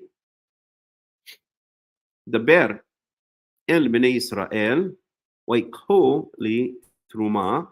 So speak to the children of Israel that they should raise for me a donations.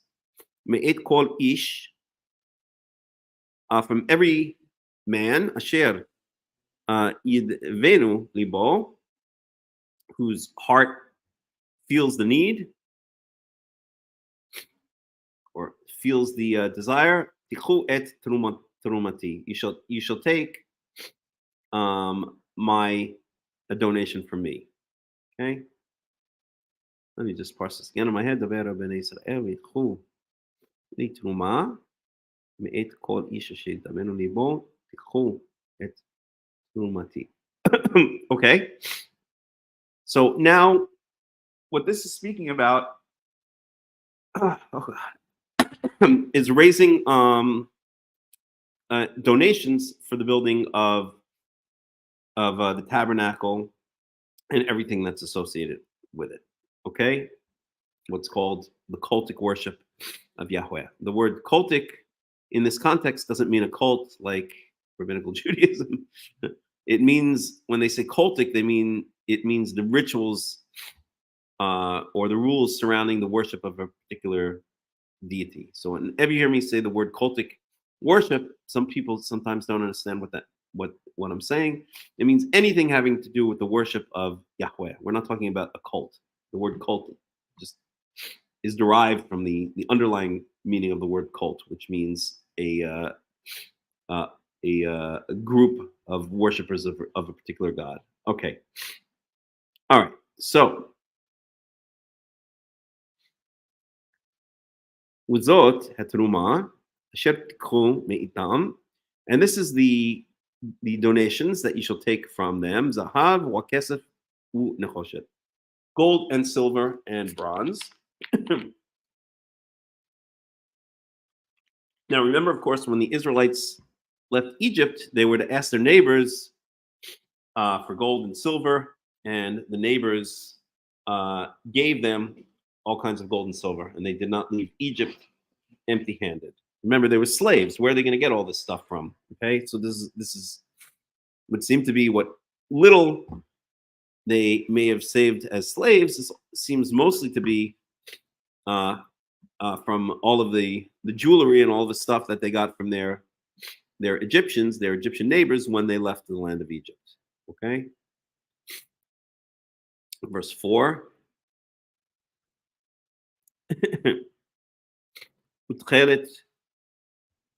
Oops, it's frozen. It's unfrozen.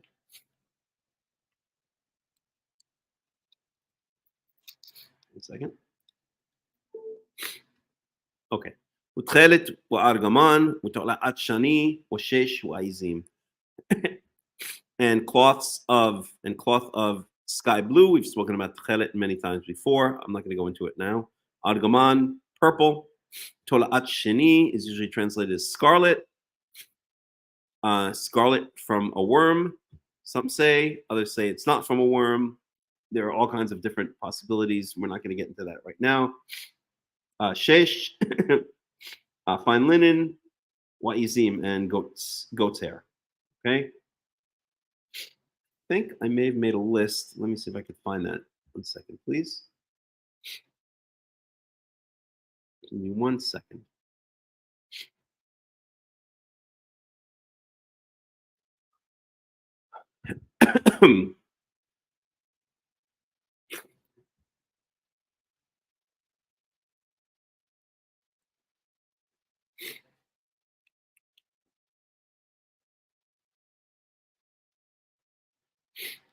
Let's see here.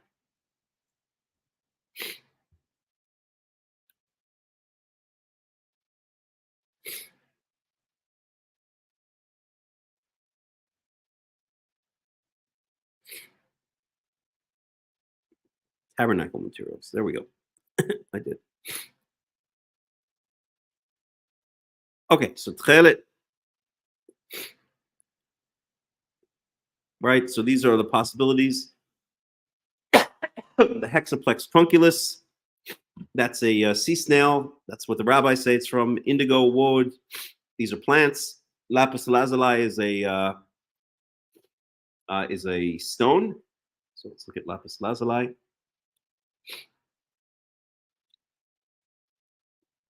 Although it's probably not this. Okay, so it's a gemstone.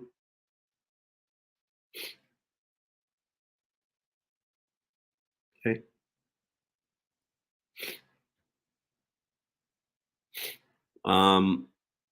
And is it maybe just the color, not specifying what material it's to be made from. Okay. Then we have argaman.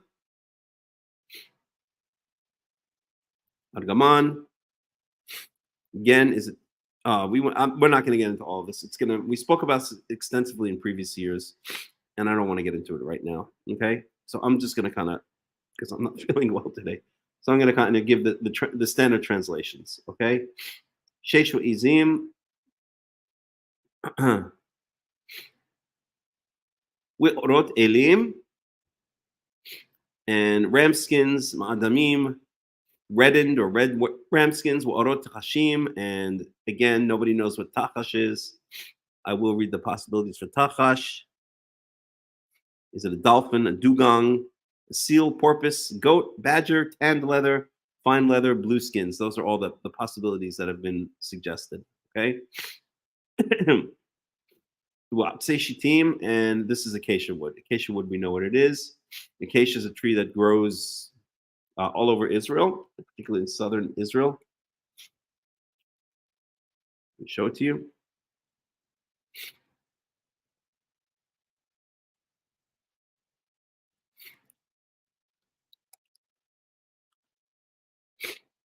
So, yeah, that would be an acacia tree. Okay, and basically all of the wood for all the tabernacle is made out of acacia trees. You can see these growing all over, especially southern Israel. Okay. So shemen lema'or, so oil for lighting. Bisamim l'shemen, so spices for the oil. I'm sorry, l'shemen hamishcha, so spices for the anointing oil. Uleketoret, hasamim, and for the spice incense. Avnei shoham, wa avnei miluim, le'efod ulachoshen, and shoham is often translated as onyx. One of our cats is named Shoham because he's black. So onyx is usually understood to be black.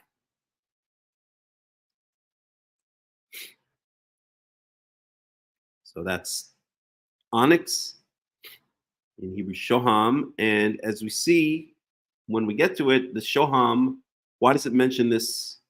So so it says onyx stones, and how would you translate that in a good way? The filling stones, but that's not the official word. Let's see, how do they translate here? The stones to be set, or the setting stones, right? Because you have the choshen, you have the choshen mishpat. The choshen mishpat is the breastplate of judgment, which has 12 stones, different types of precious stones.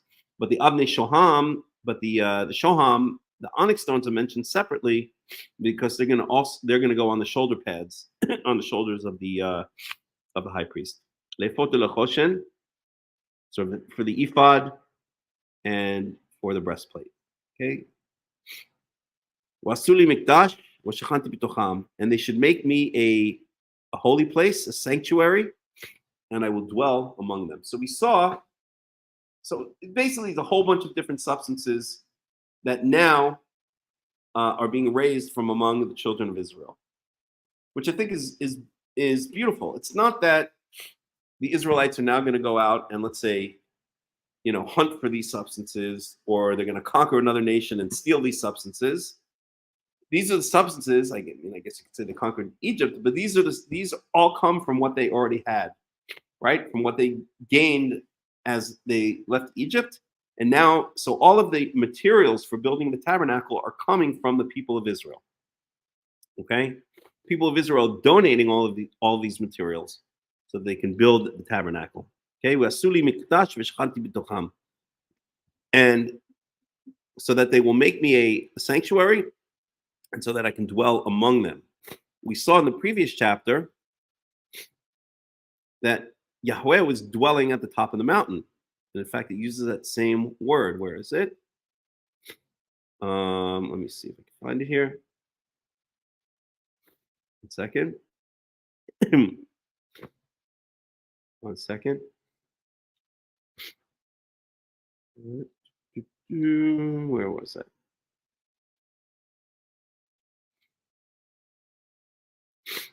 Oh, wait. 1 second here.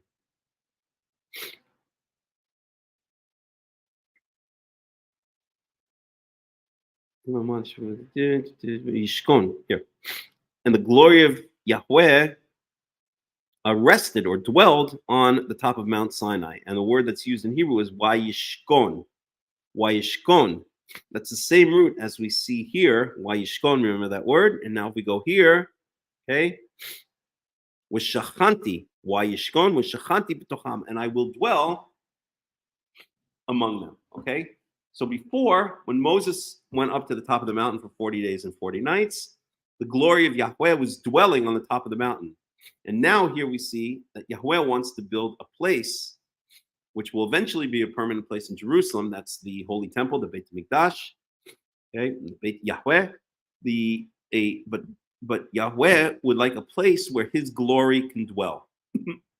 Okay, that's going to travel around with the Israelites as they wander in the desert. So there's this idea of Yahweh's glory resting somewhere, okay, and that's where His energies on this earth emanate from. Again, I give the example of Jerusalem. If you ever go to Jerusalem, if you are so spiritually inclined, you will feel that. I always like to tell the story about the first day I arrived in Jerusalem.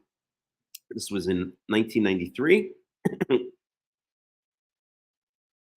And June 23rd, 1993, that's the first time I arrived in Israel. I went to Israel on a whim. I'd started becoming interested in Torah back in New York. And after a couple of months, I said, you know what? If I really want to find out what Torah, what God, what Judaism is all about, let me hop a plane and go to Israel. So I did. I just hopped on a plane and went to Israel. And I'd never been to Israel before. And I didn't know what to expect. And I was just kind of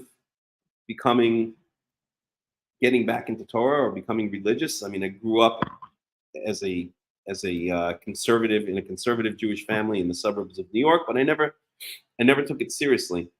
And I remember arriving in Jerusalem, and I didn't know what I would feel or what I would expect, and I just felt this energy of God, this presence of God that I had never felt anywhere else.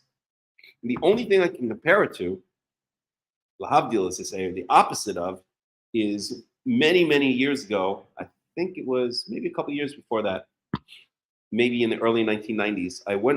My best friend and I, my best friend from childhood, had moved out to Los Angeles, and I went to visit him for a week or so. Oh, it was 1991, I think. I went out to visit him, and he said, "Oh, let's take a road trip to Las Vegas." I'd never been to Las Vegas before, and I wasn't even religious at the time. And we took this road trip out to Las Vegas, and I got to Las Vegas, and I remember feeling this spiritual darkness. There was like this darkness that just came over me. And we were supposed to stay there for 3 days. And after one day, I said, I got to get out of this place. Something is just wrong here. And I was not even religious or even spiritual at that time. This is before I got back into Torah. So I remember feeling that in Las Vegas. And the exact opposite of that is what I felt in Jerusalem. I did not know what to expect. I went to Israel on a whim. I didn't know what I'd feel there or expect there. And I remember getting to Jerusalem, and I just felt the energy, the presence of Yahweh. The energy, the kavod Yahweh, the glory of Yahweh, even though He doesn't, that energy or that kavod does not currently dwell in Jerusalem. There's some kind of remnant of it left, and that's what I felt the first time I went to Jerusalem. So there's this idea of the glory of Yahweh, kavod Yahweh, that dwells between the cherubim on the ark cover, which we'll get to, and this glory of Yahweh can move around. So it was on Mount Sinai, and as we saw in the previous chapter, and now God wants a place among Israel that His glory can dwell, that His energies on this earth can emanate. And again, I point out, no implication here of any kind of physical presence of Yahweh on this earth. It's kind of His, you should say, His spiritual energy would emanate from a certain place. Okay? Verse 9. What's going on here? Uh-oh. Are we freezing up? Freezing up. We're going to get the beach ball. Uh-oh. See if it unfreezes. If not, I'll just quit Chrome and come back in. Yep, looks like it's frozen. All right, let me quit Chrome.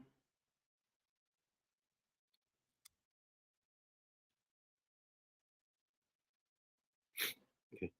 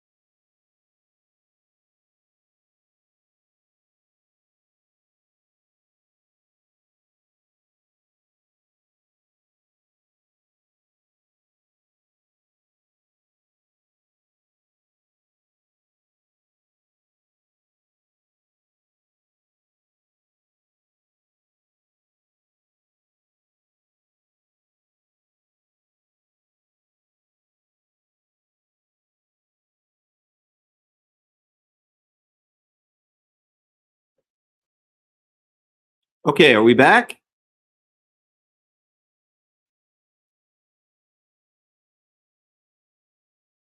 think so.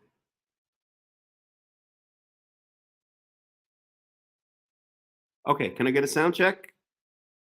Hello? Do you guys hear me?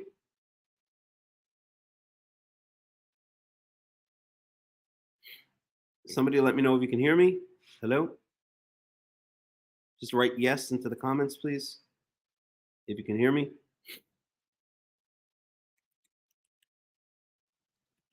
Okay, very good. Okay. All right. So, okay, thank you.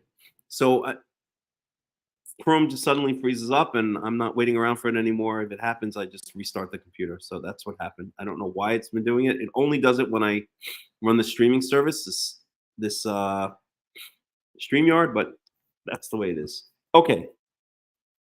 So that's what Yahweh wants. He wants a place that he can go around with the Israelites in, and he can dwell among them. And eventually, of course, we know that David offers to build him a permanent house instead of a tent, because this is essentially what this is. Not essentially, it is a tent. It's called the Ohel Moed, the tent of meeting.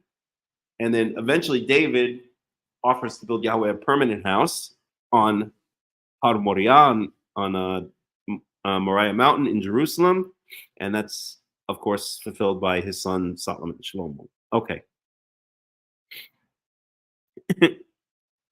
So ככל אשר אני מראה אותך את תבנית המשכן ואת תבנית כל כליו וכן תעשו. So this is how he wants his mikdash, his sanctuary. And ככל אשר אני מראה אותך, according to all that I show you. So God is going to show Moses in visions how he wants his tabernacle built, right? It doesn't say according to all that I explain to you or instruct you. It says that I show you, mar'eh, from the underlying root ra'ah, to see. So he's going to show it to him. He's going to make him see it in a vision. Et tavnit mishkan, so the structure of the tabernacle with tavnit, and the structure of all of the vessels, and so you shall do it. Okay? So Moses is going to get basically a vision of how Yahweh wants his tabernacle to look. Hey, it's Yahweh's tabernacle. He can design it however he wants. If you build a house, you get to design it and furnish it as you see fit. This is literally Yahweh's house. In fact, later on, when it becomes a permanent structure, it's called Beit Yahweh, the house of Yahweh. Right? So it's his tent, shall we say, and he gets to design it however he wants. Okay. So now we're talking about the Ark of the Covenant. Oh God. So let's just get a visual of that.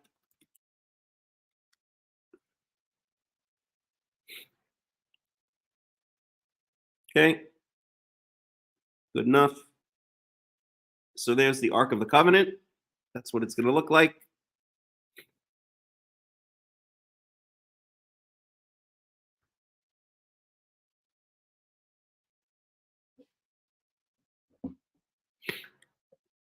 Okay.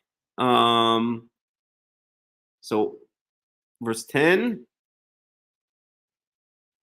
ועשו אהרון עצי שיטים, אמתיים וחצי, ארכו ואמה וחצי, רחבו ואמה וחצי קומתו. So make an ark out of atzei shitim, out of acacia wood. We saw acacia wood before. We saw what the acacia tree looks like. Amatayim machatzi, 2.5 amah. So an amah is 1 amah, usually called a handbreadth. No, not a handbreadth. I'm sorry. Oh God, how do you say it again in English? 1 second. Cubit. So cubit, that's a cubit. Okay, it's the distance from the elbow to the tip of the middle finger. That's a cubit. It's about 1.5 feet. Okay, so 2.5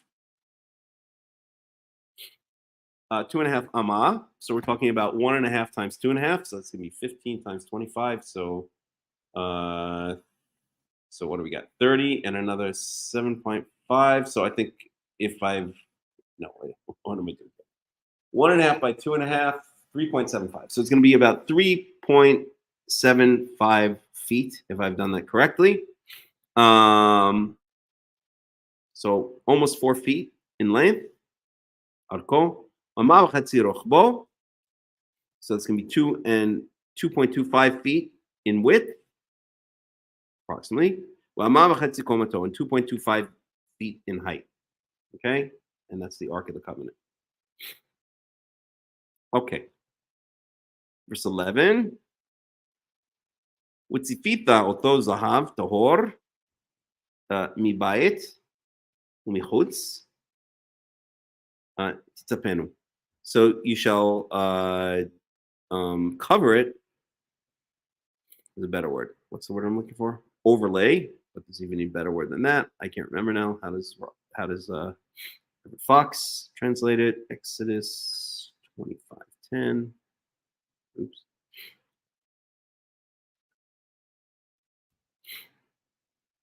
1 second.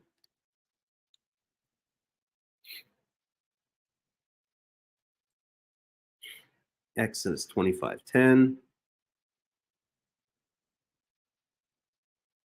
Yeah, I love his translation. You have to make a coffer of acacia wood 2 cubits and a half its length, a cubit and a half its width, cubit and a half its height. You're to overlay it. So he translates it as overlay. Inside and out, you're to overlay it and are to make upon it a rim of gold all around. Okay?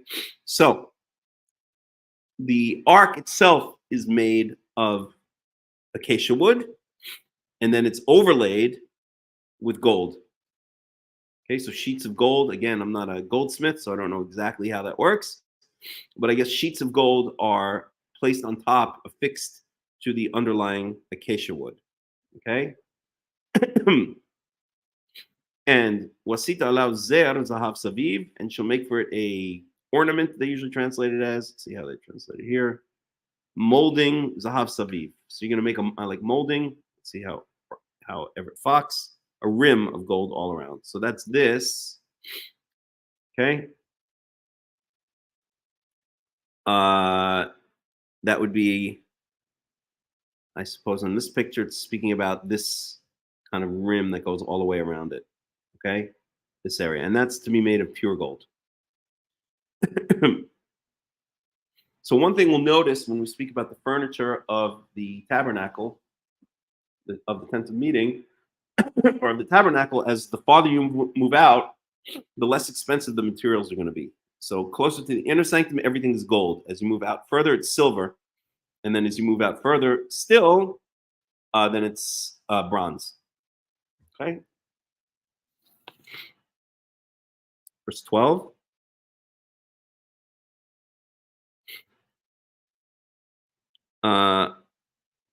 What? Yata'akda lo arba'a tabot zahav ونفاتا al arba'a ta'amotaw وشتي טבעות על צלעו האחד ושתי טבעות על צלעו השני. Okay, so this is technical language, right? So let's go again with Everett Fox. 12. So you're to cast for it 4 rings of gold. So now we're talking about casting. Yatsakta. Okay, Yitzok means, yeah, exactly, to cast or to pour. Translate here as cast as well. So now this is going to be cast metal, right? It's different from what we saw before about these sheets of gold that are going to, I don't think that's cast, that's probably beaten out, but now it's going to be cast. Cast means melted down and put into a mold. Okay, so 4 rings, 4 gold rings. So where are these 4 gold rings? Let's look at the picture again. Okay, so in this picture, it's down here. These are the 4 gold rings, 1, 2, and then 2 behind. On this picture, it's 1, 2. Oh, maybe we can even, let's run this video. Why not? This is a video. Is it? No. I'll forget it. We'll do it afterwards. Hello. Okay. Here, we'll use this one. Okay, so there's 1, 2, and 2 behind there. When atata al arba pa'amotav, and you'll place these rings, place them on its 4 corners. 2 rings on one side and 2 rings on the other side. By the way, this is the same word that's used for rib. In other words, in the rib that is taken from Adam to make Eve. It's exactly the same word. And so therefore, some commentators say it doesn't mean a rib, it means something else. Okay. Wasita bade atse shitim with sifitha utham zahav. Okay, she'll make poles out of acacia wood, and you'll cover them with gold. So that's these poles right here. So these are carrying poles. Okay. Here it looks like it's wood, but here in this picture, you can see in this one, for instance, you can see clearly it's covered with gold, right? Okay. Verse 14. Wa'iveta et habadim beta'ab oth al sa'oth ha'aron laseth et ha'aron bahem. Okay, so wa'iveta et habadim betabot. So you pass these poles through the rings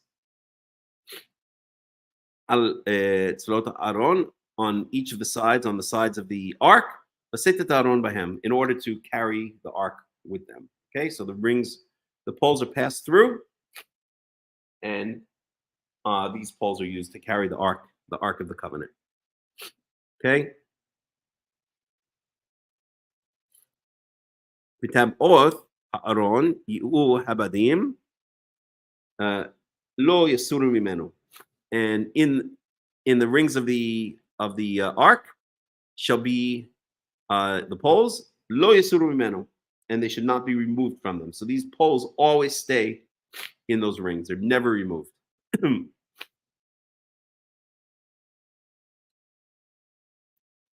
We natata el ha'aron et ha'eduth asher eten alecha.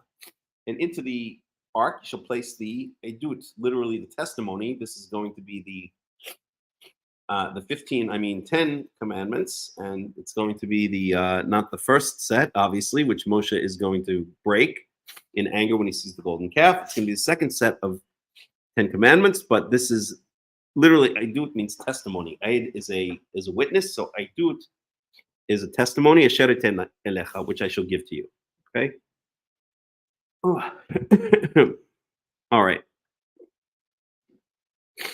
Now we're talking about the ark cover. They translate it as the mercy seat. This is a really bad translation, as many commentators point out. It just means the cover. The reason they call it the mercy seat is lichaper means to atone for. As we've spoken about, like Yom Kippurim is usually translated as the Day of Atonement, but the basic underlying root of that word of Kippurim, of lichaper, is just kapar, okay? Chaf pe resh, which just means to cover. So a kaporet, which is what this is called, is incorrectly translated as the mercy seat. It has nothing to do with mercy or atonement or anything like that. It just means the cover. So I will never translate it as the mercy seat. I'll always translate it as the cover or the ark cover. Okay. So verse 17. Where asita chaporet zahav tahor. So you shall make a cover of pure gold. Now notice the ark itself was acacia wood overlaid with gold. But the ark cover is going to be pure gold. Why is the ark cover going to be pure gold? Because the ark cover, the cover of the ark, this is the essence, the center of the center of the center of the tabernacle, of everything, really of God's existence on the earth. The glory, kavod Yahweh, the glory of Yahweh is going to rest between the cherubim on the ark cover. So this is basically, you could think of it as God's throne, this ark cover. Okay? Amatayim wachetzi orqa wa'ama wahatzi rochba. So 2.5 cubits in length and 1.5 cubits in width. In other words, same dimensions, same length and width of the ark itself, which makes sense. It's going to be a cover that fits on top of the ark. Okay. So, oops. So there's a picture, for instance. Okay, you see all these various conceptions of what the ark cover might look like. Verse 18. But the point is that this is God's dwelling place on earth. God's dwelling place on earth was meant to be between the cherubim on the cover of the Ark of the Covenant, the Ark of the Testimony. Okay? This is God's dwelling place. This was God's intended dwelling place. Verse 18. ועשית שניים כרובים זהב מקשה עשה אותם משני קצות הכפורת. So you shall make two kruvim. Kruvim are cherubim. In fact, the word cherub comes from this word kruv. And in fact, that's an admitted etymology. Okay? A lot of times there are etymologies which clearly can trace themselves back to Hebrew, but those etymologies are not admitted to. But here, this is actually admitted to. So Old English, Aramaic, Old English cherubim, ultimately via Latin, Greek from Hebrew keruv, plural keruvim. Okay.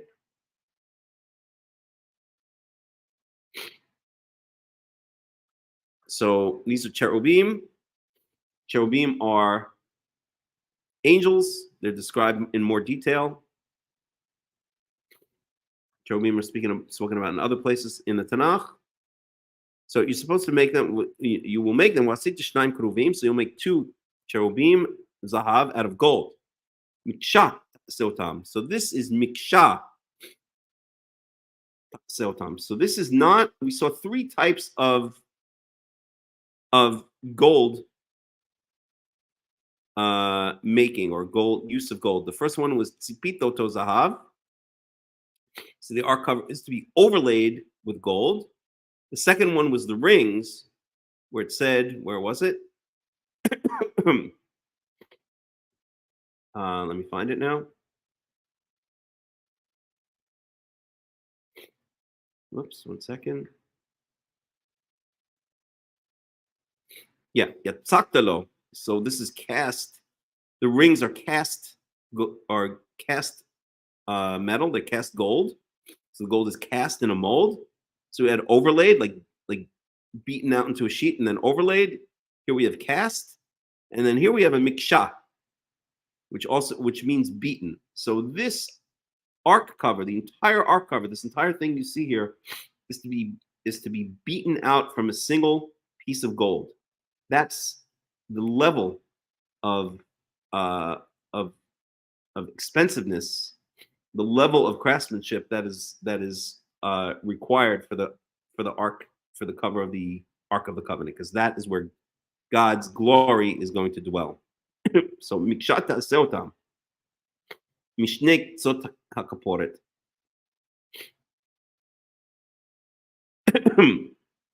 On the two edges or on the two sides of the wasita shneim kruvim zahav miksha seotam mishnek tzavot hakaporet. 1 second here.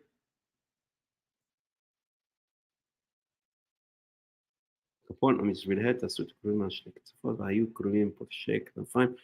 I guess it's not the whole ark cover, and I thought it was, but here it's I guess each of the kruvim, each of these cherubim is made from beaten gold. So you take basically a lump of gold and you beat it out until it makes a shape. I mean, that's a level of craftsmanship. I'm not a goldsmith, so I can't understand it, but that is a very high level of craftsmanship, obviously. Okay. Let's get a little commentary on this one. So this is Exodus 25:18.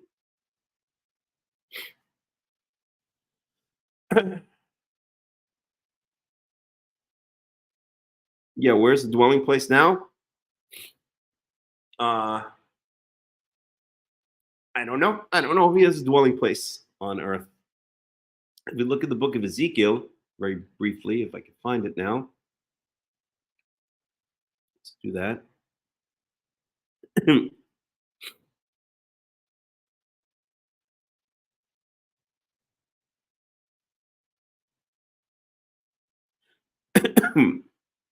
So we have a whole story in Ezekiel.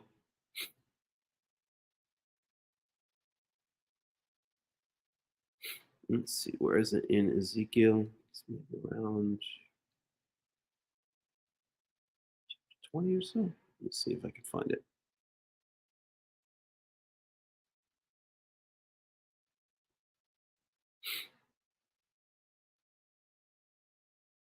Yeah.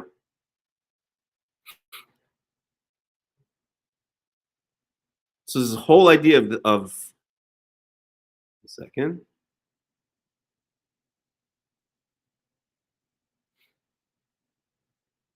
No, that's not the one. I have to find it.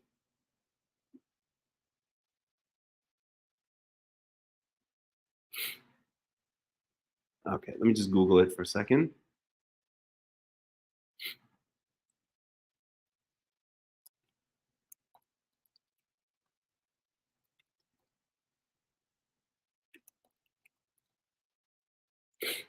Ezekiel 10.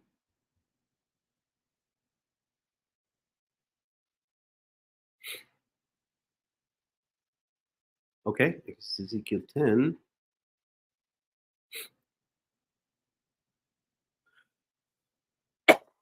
Oh gosh.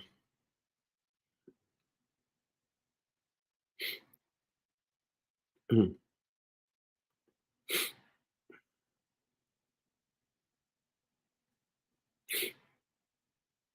me see if I can find it here.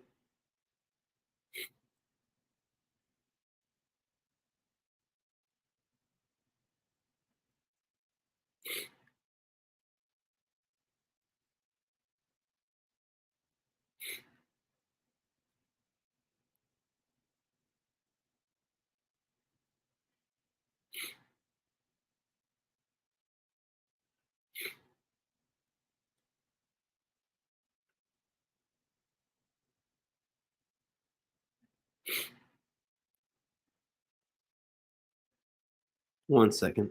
Oh,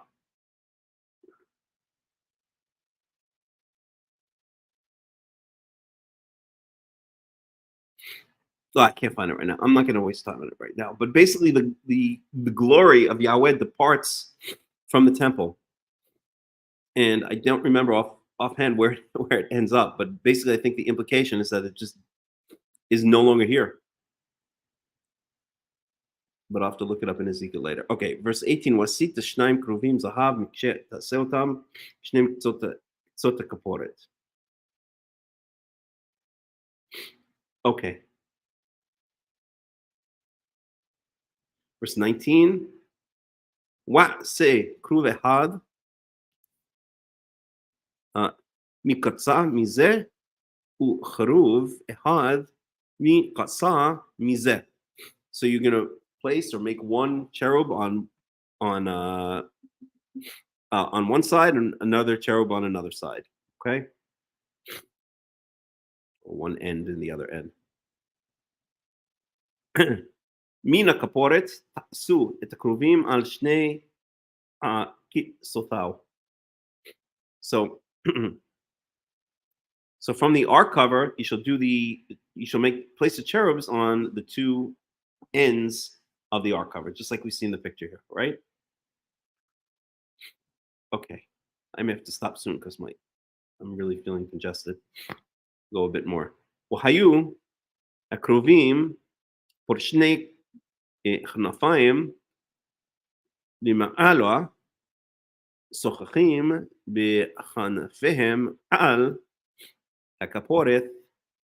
So let me translate up to there. Okay. Wahayu akruvim porshne chnafayim. So the cherubs are to spread out their wings lama'ala, upwards. Sochachim bechanfehem al hakaporet, and they're to cover with their wings the cover of the ark, just like we see in the picture here, okay, or in the picture here, or in the picture here, or in a million other conceptions of what the ark of the covenant looked like, or this. Okay, you get the idea. Okay, go with that one for now. Ufneim ish el achiu, and their faces one towards his brother. So in other words, the two cherubim should be facing each other. El hakaporet iu pnei hakruvim, and towards the ark cover should be the faces of the cherub. So they should be facing each other and also facing the ark cover. So this is usually interpreted as as a 45-degree angle, as you could see. For instance, let's see in this one, you can see it better. You see the faces. I don't know if you can see exactly here, but they're facing each other and they're also facing the ark cover. So it's usually understood it's a 45-degree angle looking down towards the ark cover. So they can look at each other and the ark cover at the same time. It doesn't say that explicitly, but that's the way it's usually interpreted. Okay, verse 21. We nafata et hakaporet al ha'aron milema'ala wa'el ha'aron titen et ha'eduth asher eten elecha. So you shall place the ark cover upon the ark above. Wa'el ha'aron titen et ha'edut, and into the ark you shall place the testimony. Again, that means the luchot edut, the stones of the testimony, right? The 10 Commandments. Asher eten elecha, which I will give to you. ונועדתי לך שם, ודיברתי איתך מעל הכפורת. So this is important. מבין שני קרובים, אשר על ארון העדות, את כל אשר אצווה אותך אל בני ישראל. And I shall meet with you there. This is God speaking to Moses, right? All of this is God speaking to Moses. So I shall meet with you there. ודיברתי איתך, and I'll speak with you מעל הכפורת, from the top of the ark cover, from near the top of the ark cover, מבין שני קרובים, from between the two cherubs. So this is where God is going to speak to Moses, is going to meet with Moses. Okay, and the word for meet, no adati. Okay, I will meet with you. Or no adati lacha, I will meet with you. And this is why it's called the tent of meeting, or the Ohel Moed. This is the tent where God meets Moses. Okay, and it's going to be at the top of the ark cover between the two cherubs, Asher al Arona Edut, which is on top of the Ark of the Covenant. It called Asher etzaweh otcha el bnei Israel. Everything that I shall command you for the children of Israel, to the children of Israel. And then we go on to other things as well. We go into the table of the showbread, the golden lampstand, etc. But I think I'm gonna stop. My voice is not feeling well, and this is a lot of technical things. Maybe what I'll do, I have an idea, so I don't have to talk. I'm gonna find that video. I'm gonna find that video and I'm gonna play it. So let me put some music on and let me find that video, and I think everything will be very illuminating. Just give me a second here. So let me put a little bit of music on.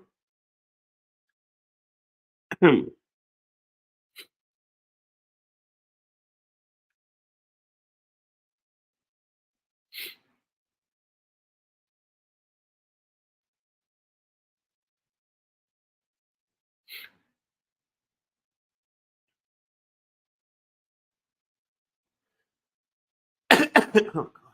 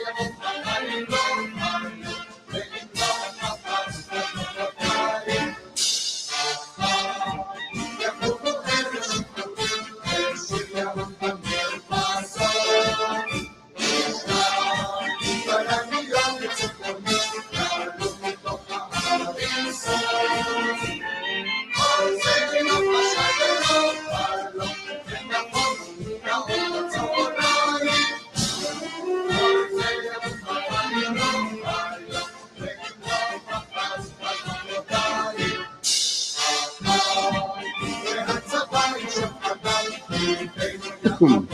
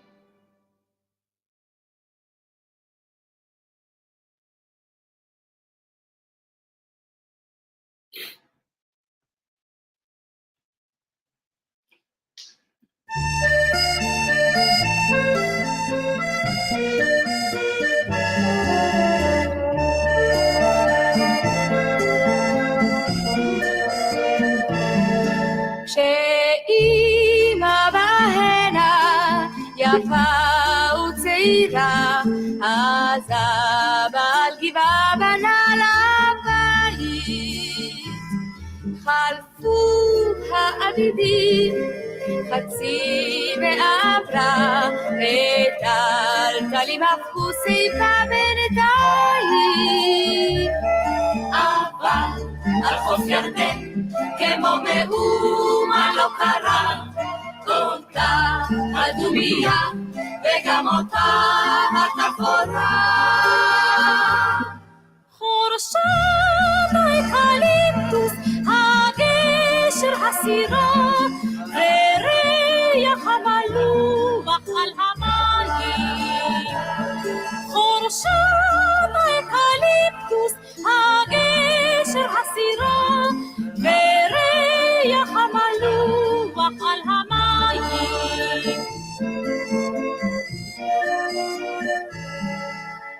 בשביל הנה יורדת ענת התינוקות, הם בירדן ישכשכו רגליים. גדלו הילדים וכבר למדו לשחות, ובני הנעורים חותרים בשניים. אבל על חוף ירדן כמו מאומה לא קרה, אותה הדומיה וגם אותה התפאורה. חורשת האקליפטוס, הגשר הסירה, וריח המלוח על המים. חורשת האקליפטוס, הגשר הסירה, וריח המלוח על המים.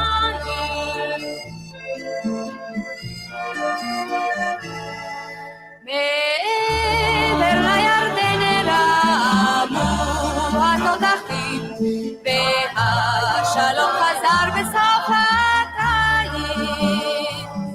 וכל התינוקות היו לאנשים, ושוב על הגבעה הקימו בית.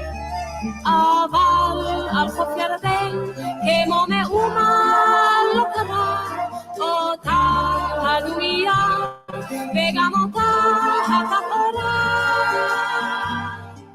חורשת האקליפטוס, הגשר הסירה, וריח המלוח על המים. חורשת האקליפטוס, הגשר הסירה, וריח המלוח על המים.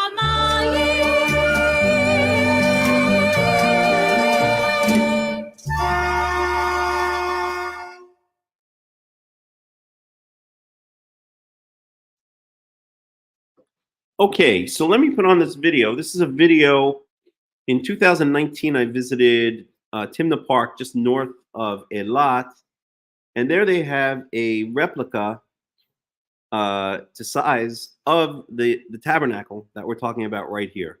So I've played this video before, and I'll play it again. It's actually a great video. A picture's worth 1,000 words, and a picture's worth 1,000 words, and a video is worth 1,000,000 words. So it's a great way to get an idea of what the tabernacle is like. Let me see if this works. Just two things to point out. The guide, who's excellent, has Christian tourists as well as Jewish tourists. So some of it he does gear towards Christians, and when he gets to that point, I'll just stop the video. And another thing is he has Chinese tourists. So part of it, there are pauses where someone translates into Chinese for these tourists. So just to keep that in mind, but let's see if I can play the video. Okay. There it is.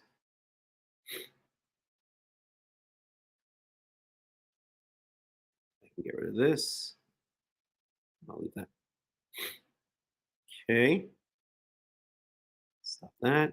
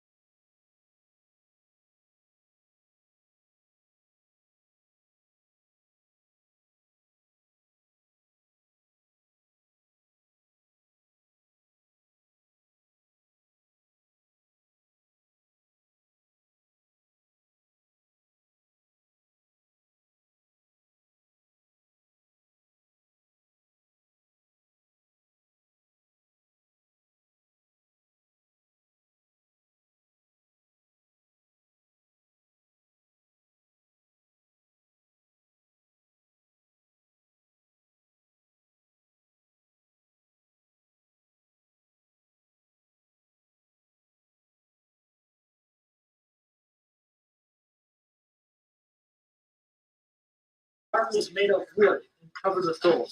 那它同样的话呢，也是用 Okay, 大 everyone, 料 I think we're going to stop here. The lid of the ark was made out of solid. 那它这的话呢， Give me one 上 second. 面的话呢是有那个它的记录， And on it there were one cherubim on either end. 对，这是两个基路伯，他们是就是 With their faces.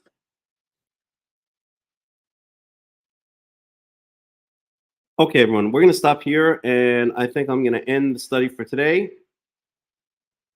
There was never sound. Now you're telling me there was never sound? Oh, my God. All right, maybe I'll do it again next time. I wish you had told me there was not sound. All right, at any rate, we're going to end it here. And this is about as much as I can do today because my voice is, I still have a sore throat and blah, blah, blah, all that kind of lovely stuff. So end it today. I thank you all for joining me, and Be'ezrat Yahweh, we'll do it again next week.